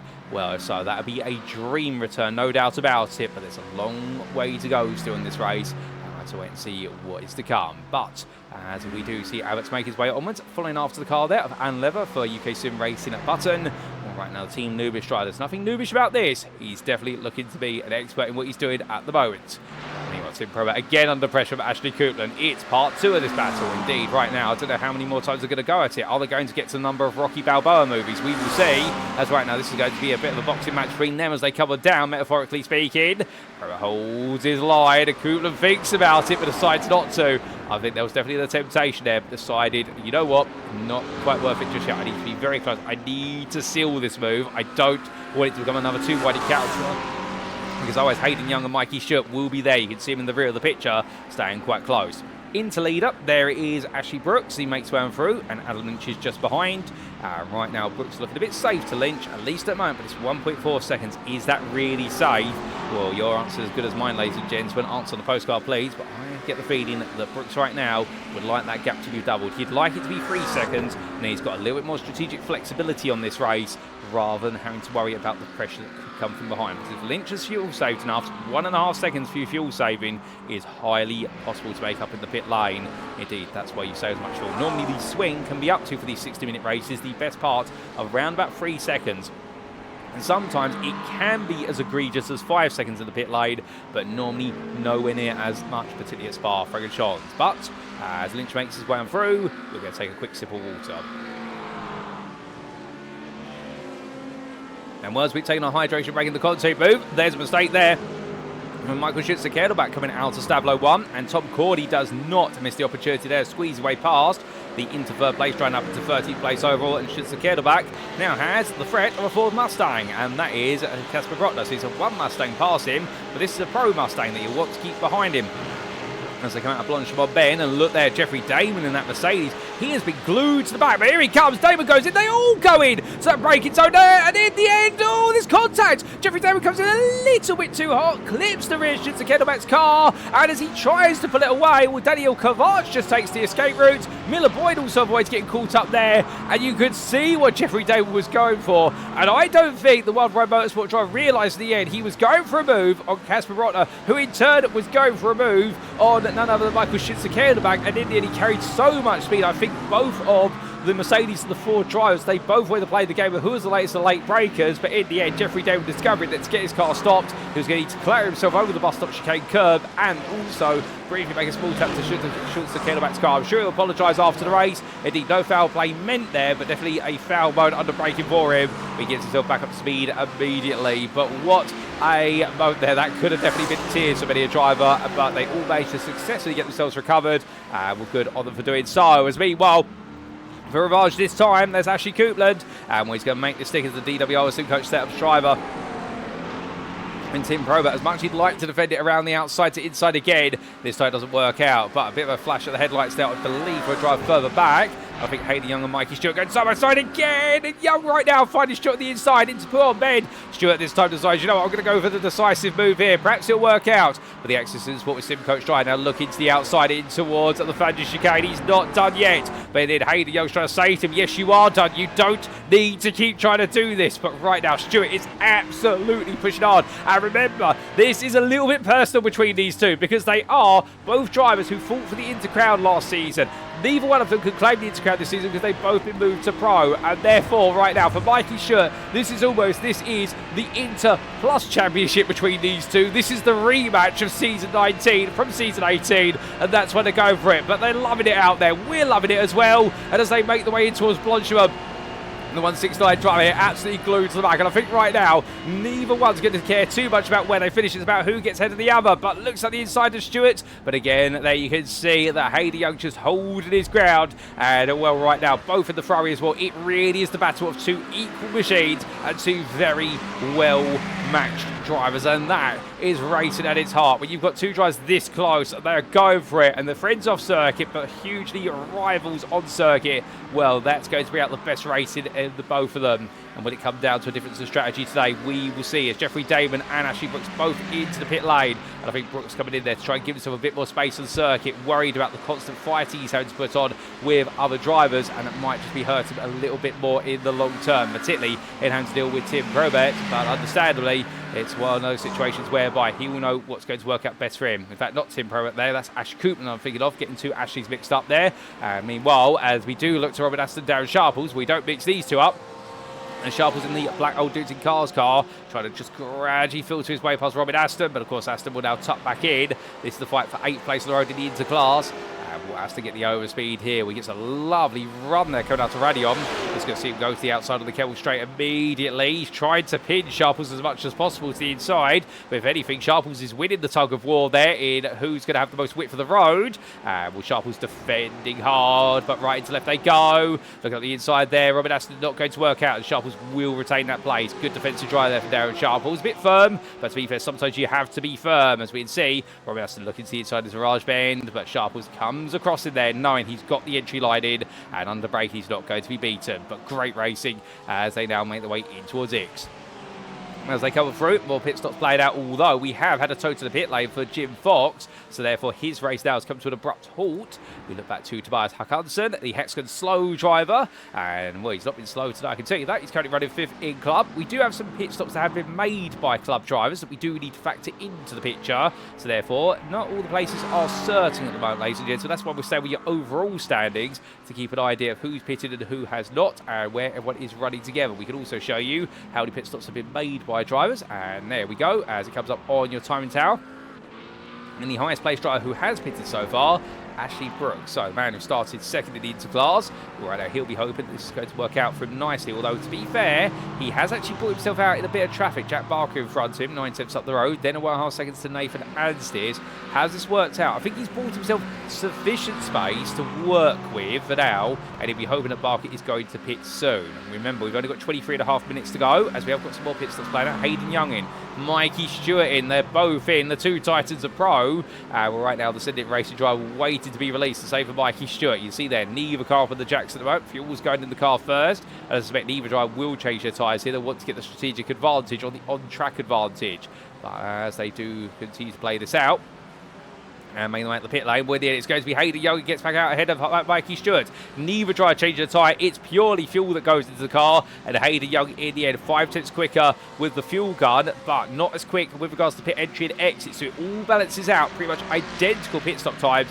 Hayden Young does come back out ahead of Mikey Stewart, and well, they fall down to 20th and 21st overall. We'll have to wait and see whether they continue to fight each other, or whether they both decide to form a bit of a truce temporarily in order to both gain places back for those who've yet to pit, and then they'll go fighting at the end. Because right now, we reckon it's 7th place that's on the line between these two in the pro class, depending on how everyone else performs on strategy and the way the race goes. What a race it's been. It's been a race that's kept us guessing for so long. And, well, unfortunately, ladies and gentlemen, into the pit lane has come John Harley. For, I believe now, the second time today. He's not having a happy day at the office inspector of racing drivers. He makes his way on down, and well, hopefully this time, I think there's a bit of repair work that's due to be done to the car, but Harley comes in. This race has definitely gone from good to bad to difficult.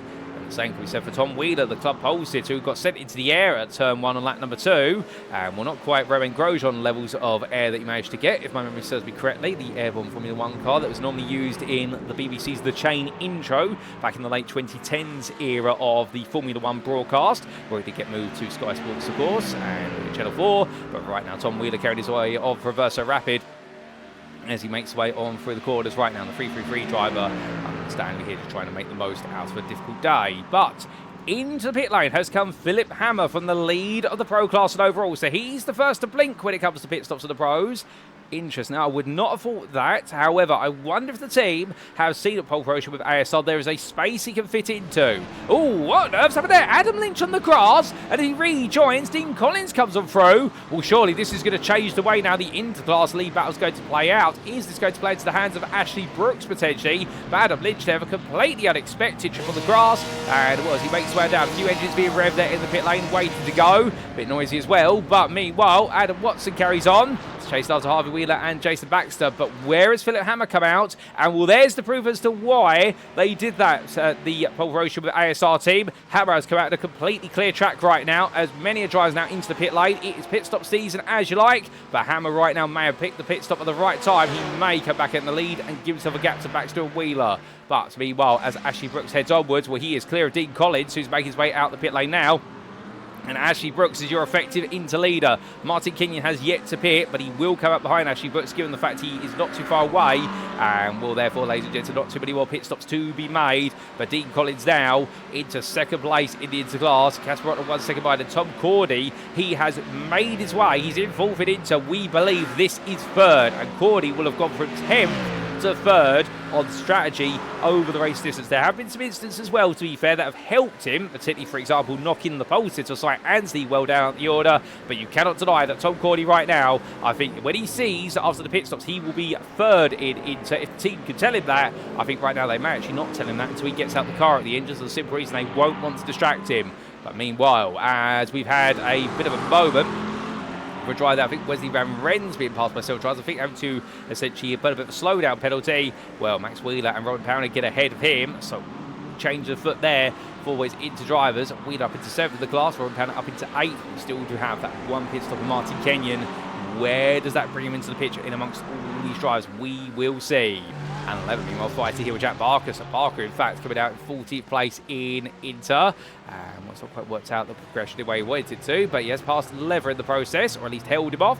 And we'll sight Anthony in the back of this right now. The Team UK SimRacing drivers, I wonder, even though they're part of two different teams, of course, Lever for Button, and meanwhile, Anthony for Stewart. Well, I was going to say, would they work together? And immediately that is shown, because Sight Anthony is given the place there by Alan Lever. I think Alan deciding that he can catch up to Jack Barker, but Sight Anthony's got a lot more pace and places to be gained with the 19 minutes to go. And right now, I suspect that Sight Anthony will be driving a bit angry in the way the race has gone, and we're just trying to make his way back through the field as quickly as he can. He's had to make 2 pit stops, 1 for repair work and 1 for his actual strategic pit stop. And right now for the Welshman here, it's the worst possible day that he could possibly have after what's taken that pole position. Everything was looking absolutely green, and well, suddenly now all things are being seen to be red. But more pit stops playing out. Martin Kenyon into the pits for the lead of the interclass. So Ashley Brooks is your de facto interleader on strategy and on track. Dean Collins has come through in second. Meanwhile, Tom Cordy in third. Here is Adam Lynch. And, well, we're still waiting for Martin Kenyon's car to be released. It has just been released, in fact, as Miller Boyd there will give Adam Lynch some company coming out the pit lane. And Matthew Bacon comes on through. Max Wheeler there. And Martin Kenyon comes out side by side here almost with Wesley Van Rens. Well, as he powers his way onwards, all of our pit stops complete at this point. And, well, we can tell you that it is Jason Baxter who's come out to the head of the overall and pro considerations. We'll come back to Jason Baxter and Philip Hammer shortly, with Harvey Wheeler still with them. But right now, Martin Kenyon here under a bit of pressure from Jeffrey Damon behind. There is the monster Mercedes looking to try and pass him for 22nd overall. It will only be for overall position, not class, because it's a pro driver taking an Inter driver. Martin Kenyon right now has gained some ground by leaving his pit stop as late as possible. He's gone from 12th to 8th today, but he has gained 2 places effectively through strategy, and with 2 places from drivers having a misfortune. And right now, can he gain another off of Wesley Van Rens on the track? We will see. Sight Anthony here side by side with Jack Barker, and well, Anthony's going to make a bit of a redemptive pass. Well, Barker's not going to let it go. These two have known each other 4 years. And of course, Sight Anthony normally has got the upper hand in dry conditions, whereas Barker's been the quicker driver typically in the wet conditions. But right now, Sight Anthony there will get that move done through Lacombe. Smooth move, and Lever goes to the attack here, and Barker immediately says to him, "No, Alan, I've seen that coming." That's on what is page number 9 of the Tricks and Tips for Overtaking book. Right now, as they make the way through, well, I think Alan Lever's going to have to turn to page 10 and see what he can discover there, because he comes through X corner. It's not going to work out there. Now getting ready for Pouhon. But as they make the way through Jack Barker, they're leaving it very late to defend, but timing it absolutely clinically right. As meanwhile, we've got a slow-moving Martin Kenyon there. Going through the Fadger chicane, side by side with Jeffrey Damon. That releases Luke Sherlock into 8th place. And here comes Joshua Pratt as well. And right now, Elwes out between the two of them there. Joshua Pratt tries to go around the outside of both. Doesn't work out. Kate, you're not too impressed with what's happened. And Pratt now going side by side here. But you can see that Acura's got the acceleration over the Ferrari initially. But now, as they get towards 5th gear, both cars will be running out of steam. And it's going to be Martin King who just tucks back in there. But is Pratt going to go to the inside? We thinks about it. Joshua Pratt in the end almost sends himself to the stratosphere. They're hitting that curb so high. But the privateer just about keeps it under control, but I think they wanted to go for it. I think his mind was telling him one thing and his body was telling him the other, and well, he couldn't make a decision there, so he went for half and half. Well, half and half at Blanchimont is not a way to be. And he stays in 10th place in his class, at least for now. But we come back to the front of the field, and we need to give you an update. So what's happened with the pros? After their pit stop, whereas Hammer, who took the first stop out of the leading quartet, but Jason Baxter decided to go a lap later, lap 18, and well, he has retaken the lead. We're sure to stop by 2 seconds. That will be for fuel saving, most likely. He's achieved that. Philip Hammer, meanwhile, in second with Harvey Wheeler third, and Wheeler right now with the back of Hammer like a bad rash, and then Adam Watson 1.3 seconds back. But remember, he does have that drive-through penalty to serve here today, so the fact he's in fourth at the moment, after serving that penalty, well, we believe he would lose about 22 seconds in the pit lane is the run. So therefore, where would that put him? I believe that's going to put him to the tail end of the top 10 overall. So Watson still has a good chance here of taking an overall top 10 finish, and with it certainly a top 10 in the pro class. My understanding, I think he'll be kicking himself for the fact, if we're not for that drive-through penalty, he'd be definitely in a chance of the win here today, if not at least a podium.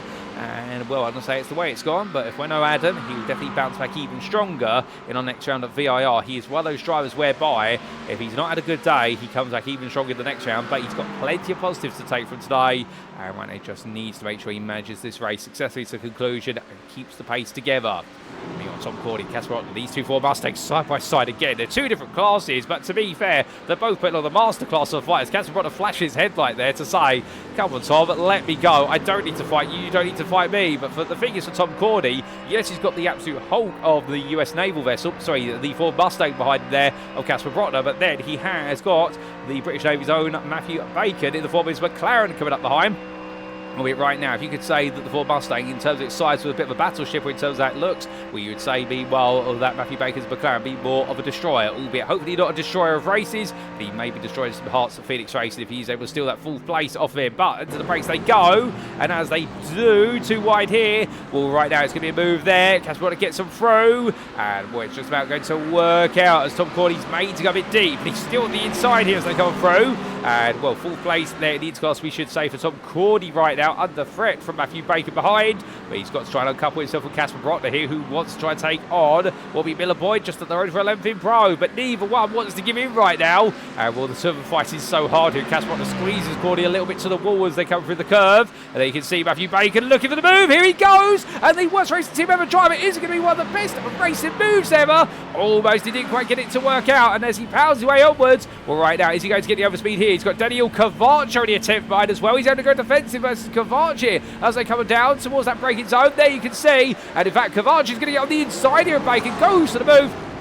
And the DRX eSport driver backing off there a little bit just to give Bacon some space, but back on the inside into turn number 7. Bacon's there, and he has to give him the room. And Cavac backs off there, 9. He'd understeer wide otherwise, but great defensive try there for Bacon, having to go offensive and defensive simultaneously. He's literally multitasking here, an incredible feat. And as Cavac and Wheeler queue up behind, so does shoots the Candlebag.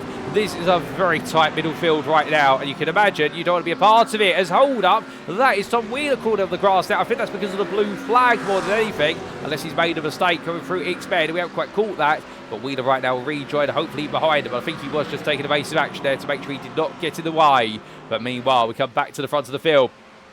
Baxter, Hammer, Wheeler all together. Right now, Harvey Wheeler looking down the outside. Is this going to work out? The answer potentially is going to be no, but he's definitely knocking on the door as much as he possibly can and trying to make that move happen. But as they make their way onwards, we need to take a quick look back, ladies and gentlemen, because remember earlier I said Tom Cordy strategically was on for 3rd. What he was, and then this happens to see Adam Lynch take that 3rd place and inter off of him.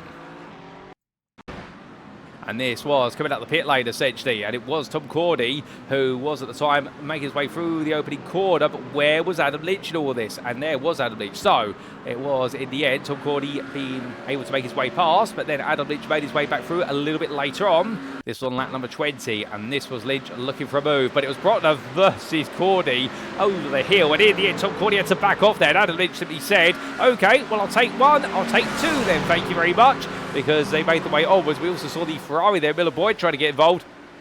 And Tom Cordy so intensely fighting with Casper Brotner, and Adam Leach just simply cleaved his way past both Mustangs. And Miller Boyd in the end had the door slammed in his face by Casper Brotner and simply saying to him, no, you can stay behind, thank you very much. But goodness me, the fight between these drivers intense. But that's how Adam Leach took third in the interclass from Tom Cordy. Cordy battling with another Mustang in the pro class of Casper Brotner, and it not working out as we head back, ladies and gentlemen, to your live racing. As we do come on back, well, there's only 10 or so minutes to go. Plenty more racing this one before it's all said and done, and that's why we're only bringing you brief replay snippets at the moment, just simply because if something does happen at this point, we don't want to miss a trick. As that was Martin Kenyon there, making a move on a lap down car, as we look to Eric Gebhardt of DRX Esports, still chasing after Jeffrey Damon, whose Mercedes definitely has seen the thick of the action, and will the WRT, the Worldwide Motorsport Driver, or the WRM, I should say, car there. I'm getting my acronyms and abbreviations mixed up.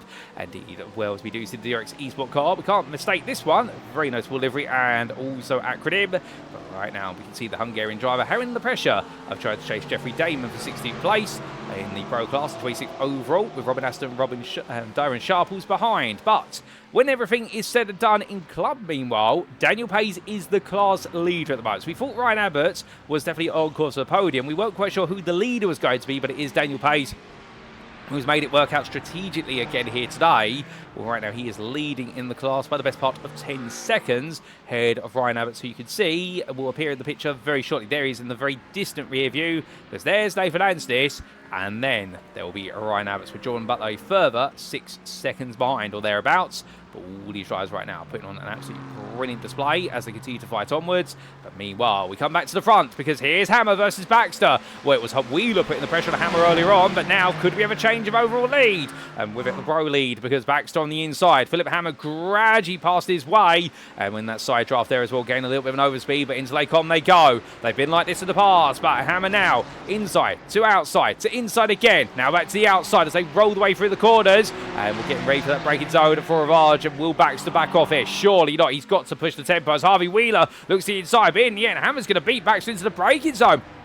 And a lovely move there from Philip Hammer gets that done just like that. And the German driver right now back into lead this race. Is that going to be it? Baxter and Wheeler queue up behind here. Remember, Adam Watson 1.6 seconds back. As much as he'd love to get involved, he has got that drive through, which does prevent him from getting involved. So I think Adam Watson right now may be playing the game of just distant view and maintain your pace. Don't get involved here because you just lose time.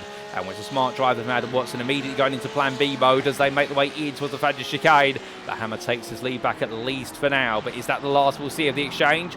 Well, we'll have to wait and find out, ladies and gentlemen. 8 minutes to go. Approximately another, what will be 3 to 4 laps after this one, based on some quick mental mathematics, for an average lap time of our leaders of the 2-minute 15.5. Indeed, they are lapping sensationally quickly right now compared to the rest of the field. This top 4, they are absolutely pushing in. The only other driver in the 215s is, of course, Adam Watson, but he is part of that top 4, and it's 216s to 217s to 218s every step of the way. And if you look at St. Anthony down in 30th place, he's also set in 215.7s, and he's just done so to set a personal best.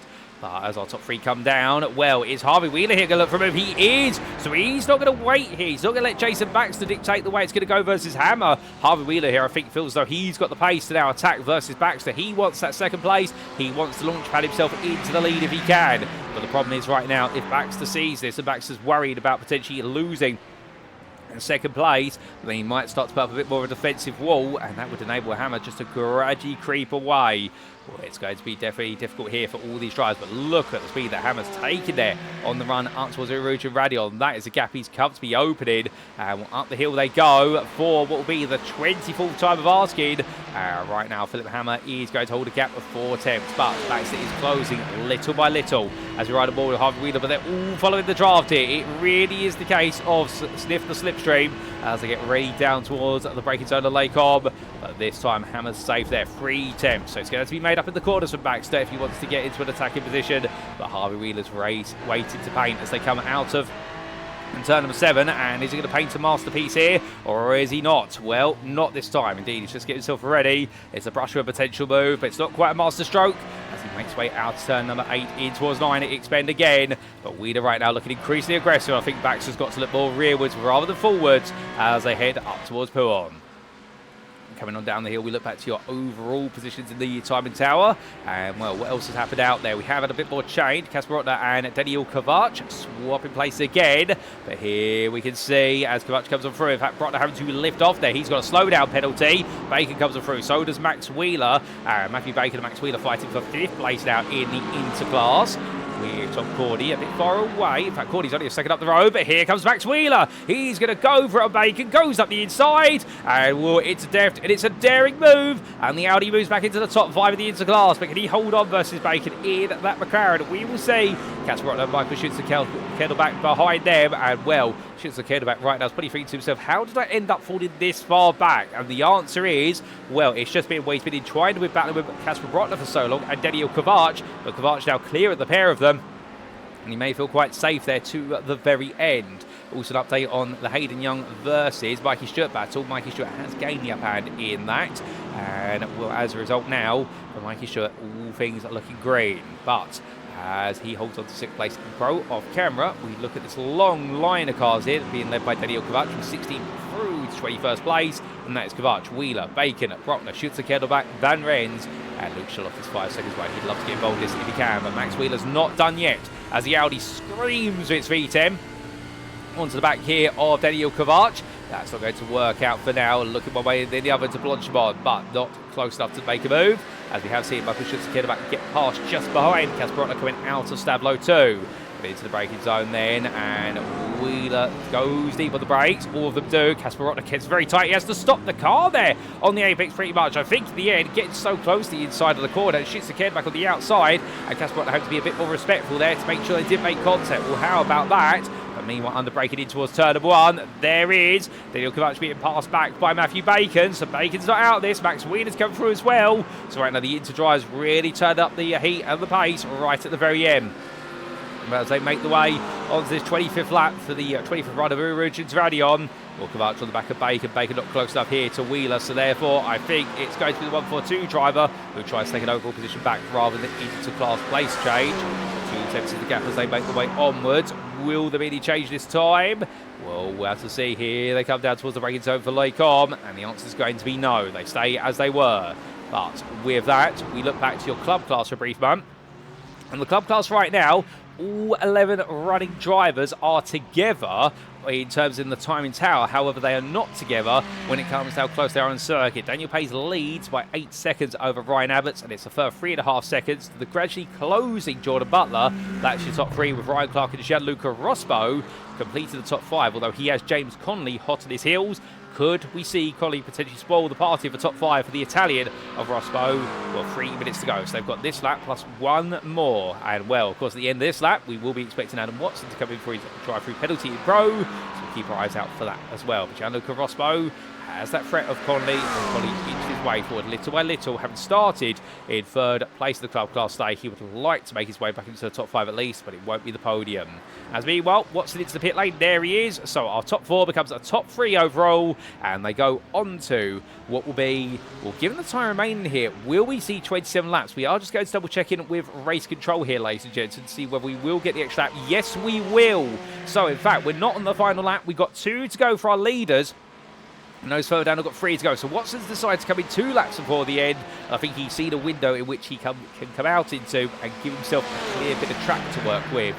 With smart driving there. But as Philip Hammer leads Baxter and Wheeler, as in Harvey Wheeler down towards the Lake Om sequence, we can see Hammer just keeping enough of a gap there. And Jason Baxter has got Harvey Wheeler a big of a closer threat by comparison.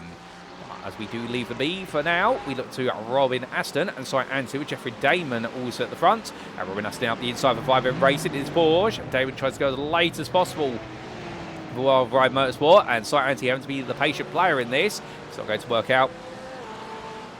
For now, as off camera, we have had Unlever get ahead of Jack Barker off camera a little bit earlier on, we should point out, and they're fighting for 15th place in Inter. But Robin Aston right now just trying to make an overall position. Is he going to be able to do it? The answer is no, not quite. In fact, he went so tight there, it's actually spot his exit line, and that's going to enable Sight Anti to get onto the back of him, and surely look for a potential move here for Team UKSimRacing Stuart. So here he goes, as we jump aboard with Anti, and we'll come on through. And he builds up that speed. Darren Sharp is in 1.1 seconds behind. He'll be getting a distant toe, but nothing like the slipstream, the double draft that Anthony will receive here. Inching closer and closer. Neil Robin Aston immediately pulls in the middle of the road there to both overtake David and go defensive. But Anthony says, well, let's make it 3 wide then, shall we? And in the end, he goes up the inside, follows Aston through, and Jeffrey David cannot hold them at bay. So there's the change. A lovely bit of driving from them as Martin Kenyon has just towed to the pit lane. There's been some sort of incident coming out of Lake Cobb, and we're not quite sure what's happened there. But something has definitely happened with 60 seconds left on the clock. But meanwhile, whilst that's happened, we will get a quick replay of that, ladies and gentlemen, as we also take a look back at what exactly happened to Gianluca Rospo, who was just passed by James Connolly for 5th place in Inter. And this was coming out to Rivage corner. Rospo went wide there, and Connolly in the end had to go around the outside of Exped. You don't normally see it overtake around the outside here, but Connolly set it up and lined it up perfectly there. And Rospo in the end tucked in behind right at the very end of that run. Daring move from James Connolly, moved into 5th in Inter. And we had this from Martin Kenyon. Only moments later, this was battling with Joshua Pratt for 9th place in Inter. Elbows out between the two of them, and in the end, they got hooked on each other. Oh, goodness me! And both to the wall there, and I think the cars getting stuck together the way they were angled into each other, and it all went wrong. But meanwhile, ladies and gentlemen, it's back to your live racing for some things that are going right towards the end.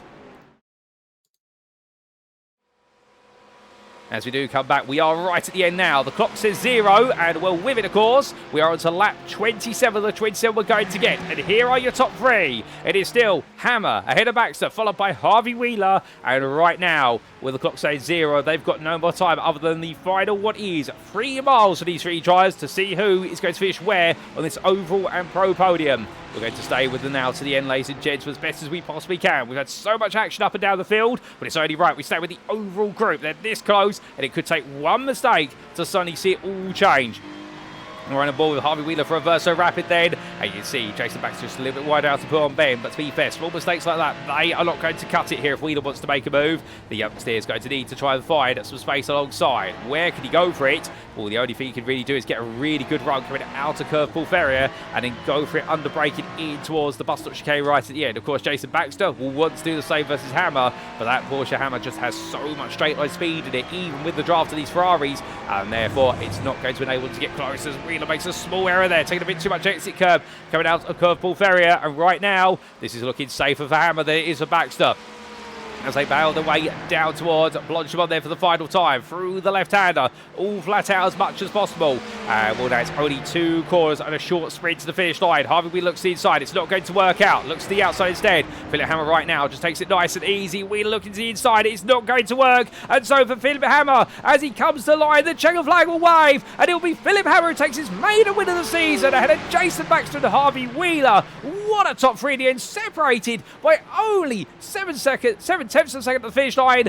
Adam Watson in the end with the drive-through penalty. He will come through to 4th place. A brilliant effort from Adam Watson overcoming that penalty, with Tim Probert completing the top 5 and a daring race of the Senate racing driver. Mikey Stewart will come on through to take 6th place in the end. What a race for him, ahead of Ashley Brooks, who will take the interwin for Access Sports Simworks and floor this drive from him. Troy Anderson comes on through ahead of Timo Gertner for 7th, 8th in class, 8th and 9th overall, with Hayden Young completing the top 10 ahead of Ashley Coupland. And then we will see Adam Lynch run up in Inter today, his best result of the season so far for Eurotitans Insurance ahead of Miller Boyd. And then it will be Dean Collins who takes the podium at the Interclass, 3rd in class, 14th overall for worst racing team ever, ahead of Max Wheeler. Tom Cordy who completes the top 5 and into 16th overall, and it'll be Matthew Bacon, Daniel Kovac, Wesley Van Rens and Casper Brott who complete your top 20. We've got a few more drives still to come, ladies and gentlemen, as they all cool and calm down. Science, he'll be 25th overall and 9th in the Interclass. A frustrating race for him. But meanwhile, we must look to this man, Daniel Pays, as he rolls his way through. He's not too far away from the finish. And well, today it was all about making up for a difficult qualifying session. And in the end, it went wrong for so many in the club class further up the road, including pole sitter Tom Wheeler. But Daniel Pays, here today, delivers with a smart, a cool and collected drive to make it back-to-back wins of the club class. Ryan Abbott's will bring it home at second place. A brilliant drive on his return to grid after 5 months away to be on the podium for Team Lewis and in with a chance of the win. And Jordan Butler, it may have gone wrong at Blanchiment earlier on, but my goodness, has he brought it back and been brilliant to take third in class. Ryan Clark taking over 35th overall, 4th in the club class, and James Conley ran off the club top 5 just ahead of Gianluca Rospo. And then we did see Tobias Hutchinson, who he may have started right at the back of the field, but the Hex got slow drive, to be fair. A solid drive to 7th in the club class, 38th overall. Head of Ben Knowles is still coming through. Give them all a round of applause, ladies and gentlemen. All of our finishers will be on the lead lap, which is fantastic to see. Knowles comes through in 39th, 8th in class. Head of Stevie G and Jordan Maymar will shortly finish his race as your last finisher on the lead lap there, and indeed the last of the finishers on the road under their own steam, because we have had, of course, the retirement to the pit lane of Martin Kenyon with that late incident with Joshua Pratt, and also Nathan Anstis involved in an incident a little bit earlier on. But Jordan Maymar will take 41st place, 10th in the class, and for the Simcast with Altitude 3M driver today, it has not been the day he's wanted whatsoever, as he does see the checkered flag. But a Shaq Barker cools the carbon down, and indeed he's had a bit of a frustrated day as well, but plenty of great racing between him and a number of drivers, including that fight with Anne Lever, full team in the Interclass for him in the end. Well, it's definitely been a great race, and as the darkness has descended here on the Ardennes Forest, those lights come out. It's just perhaps made it a little bit more tricky for our drivers to see things through to the finish. But what a race we've had, no doubt about it. As Mikey Short there, side by side with Timo Gertner. And well, that team are not getting too much of a mention on today's broadcast, nor the main man who is chasing throughout the race, Troy Anderson. They definitely enjoyed themselves, and Gertner could not find a way to beat Anderson in the end for 8th overall and 7th in pro. But as they cool and carbon down towards the pit lane, we cool things down here in the commentary booth, and indeed on this broadcast, by taking a look at those race results, subject to any stewards' inquiries. And as we can see, after a highly entertaining round number 2 of the UKSimRacing Sunday GT3 Championship Season 19, hosted by SimRacing International on iRacing, the premier sim racing platform available only on PC, well, here at Circuit de Spa-Francorchamps today, we saw Philip Hammer make sure that things went his way for pole promotion with ASR, taking his first win of the season and back-to-back podiums with it, albeit, of course, today his Porsche having the straight line speed that the Ferraris behind him craved. Jason Baxter took 2nd, Harvey Wheeler took 3rd, and the Worldwide Motorsports and the Verso Rapid drivers had no answer to each other or to Philip Hammer's straight line speed. Adam Watson knew in the end that he wasn't going to be able to fight for the win, given his drive-through penalty from Bathurst, and in the end held on to that 4th place right onto the back of the top 3 throughout the entirety of the race, and then strategically pitted at the right time to give himself clear track to make sure that he would finish 4th for Simcast with Altitude 3M. It was 5th there to Tim Pro at Send It Racing, who definitely sent it hard, making sure he did not lose out the top 5. Well done to him, brilliant drive for the 112 driver, and Mikey Stewart in the end in a race-long battle of Hayden Young amongst other drivers. 6th there for Access SimSport Sim Coach, head of his sister team Machine of Ashley Brooks at Access SimSport SimWorks, and Ashley Brooks today may have started 2nd in Inter, but unlike the pollsters, Sire Anthony wasn't caught up in instance and brought home an absolute classic Inter win.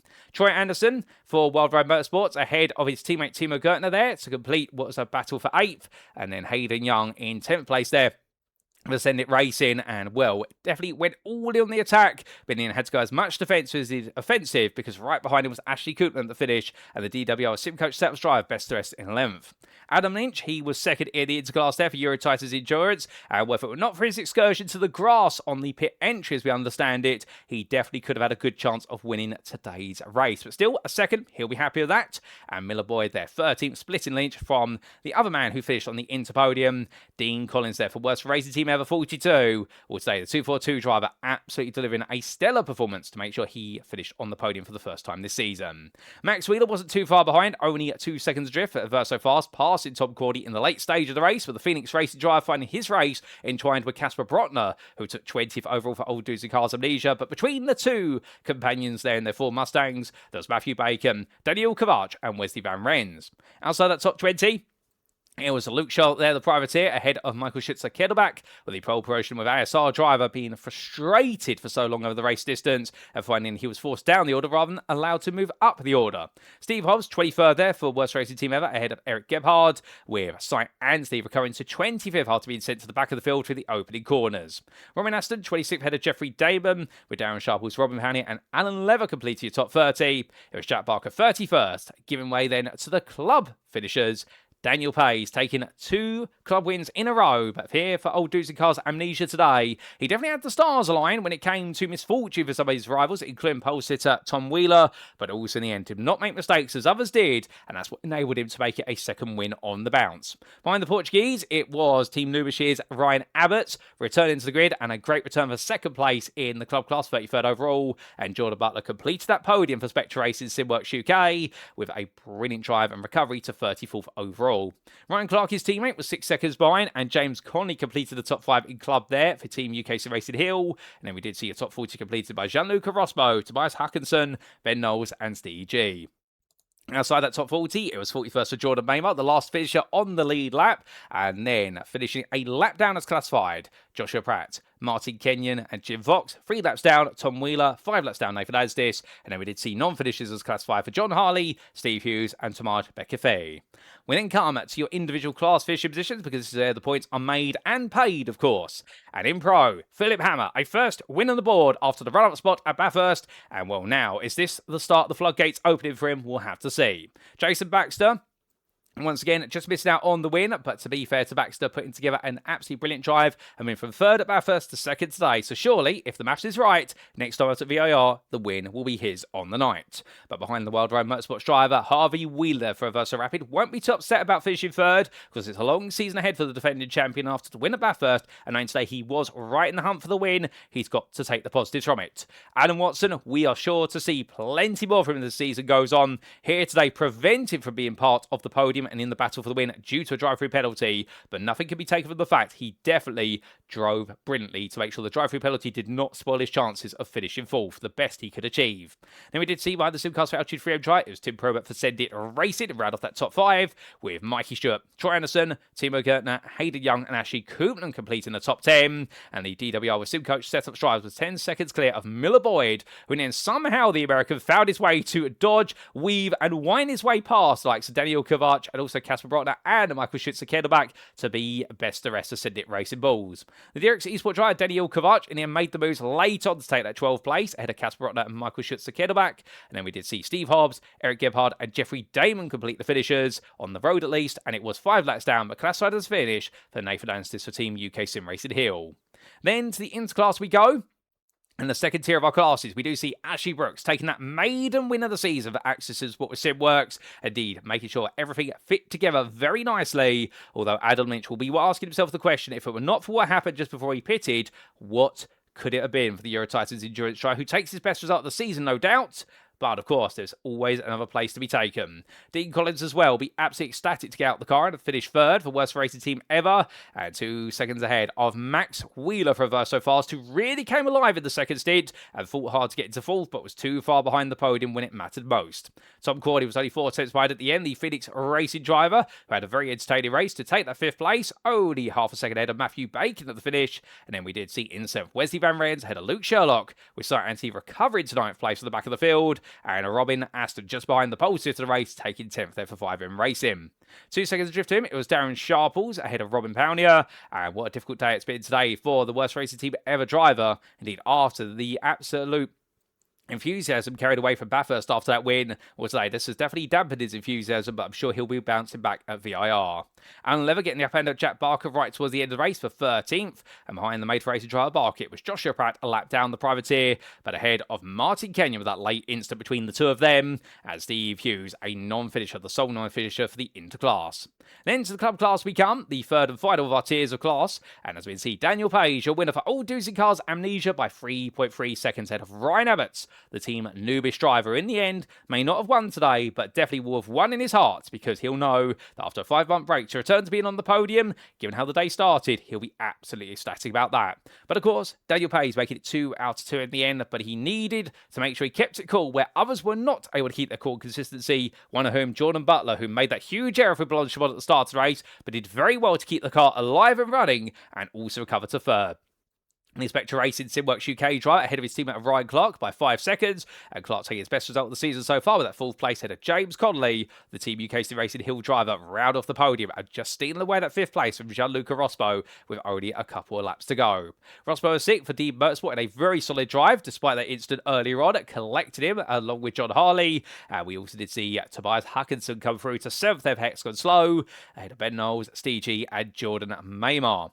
They were your lead lap finishers, and behind the Simcast for Alchi3M drive, it was a lap down to Jim Fox. It was 3 laps down to Tom Wheeler for Verso Rapid, having a nightmare day after such a dreamlike pole position. And it was non-finishes for John Harley and Tomaj Bekefe. But that really concludes our rundown of the results, ladies and gents. But commiserations to our non-finishers in a highly exciting race, no doubt about it. Spa always delivers, and it makes me sad to say that that's all we'll see at Spa-Francorchamps this season. We've seen so much in 60 minutes that definitely could make many a highlight reel out of it. But with that, it is now time for us to wrap up. Thank you very much for watching, and if you have enjoyed today's show, and if you're sat there right now thinking to yourself, I would love to be on the grid for that, that racing looked absolutely entertaining, why can't I be on that? Well, the good news is, you can, because of course, all our series are always open up to sign-ups mid-season, although we should point out we do have reserve lists operating at the moment, because we're in such high demand here at SimRacing International. No, we're not being immodest, we're not beating our chest, such is the nature of our series, and to get on the grid to go racing with us, all you need to do is join the official Discord, invite link at the bottom of your screen, and when you do, you can get on the grid for any of the following series that are ongoing. Our Thursday evening at GT3 Championship, our Premier Championship, which runs over 2 splits. Therefore, 120 drivers are split into 2 60-driver splits, and that runs on Thursday evenings in Season 13. Of course, you've been tuning today, the Sunday evening at UKSimRacing Sunday Showdown GT3 Championship in its 19th instalment, and we'll run in every Sunday evening, every week. Alternatively, if you prefer the older GT machines from the Grand Touring Endurance era, the GTEs, well, Season 3 is not too far away, and that will be on Friday evenings every 2 weeks, where we've extended the races and definitely move more towards an endurance racing format. But if you're looking for something brand new that we haven't done before, well, coming up very soon, only a few weeks away now, is the SimRacing International Transatlantic Trophy, the first season which dedicated to the GT4 and GT3 machines of McLaren's motorsports divisions, and we look forward to seeing our Motorsport UK Esports Approved Championship get underway, and we'd love to see you on the grid. Whether you're a professional all the way through to a rookie, it's definitely one you may want to get on the grid for, particularly if you're racing as part of a team and you want to go for some absolutely huge prizes. We also, for those who are looking for a much more casual experience, perhaps you don't want to get into a league as such right now, but perhaps you want to dip your toes into league racing, we do have free races per week in our practice league that runs on Tuesdays, Wednesdays and Saturdays, so there's something for everyone here at SimRacing International, and we'd love you to be part of the SRI family.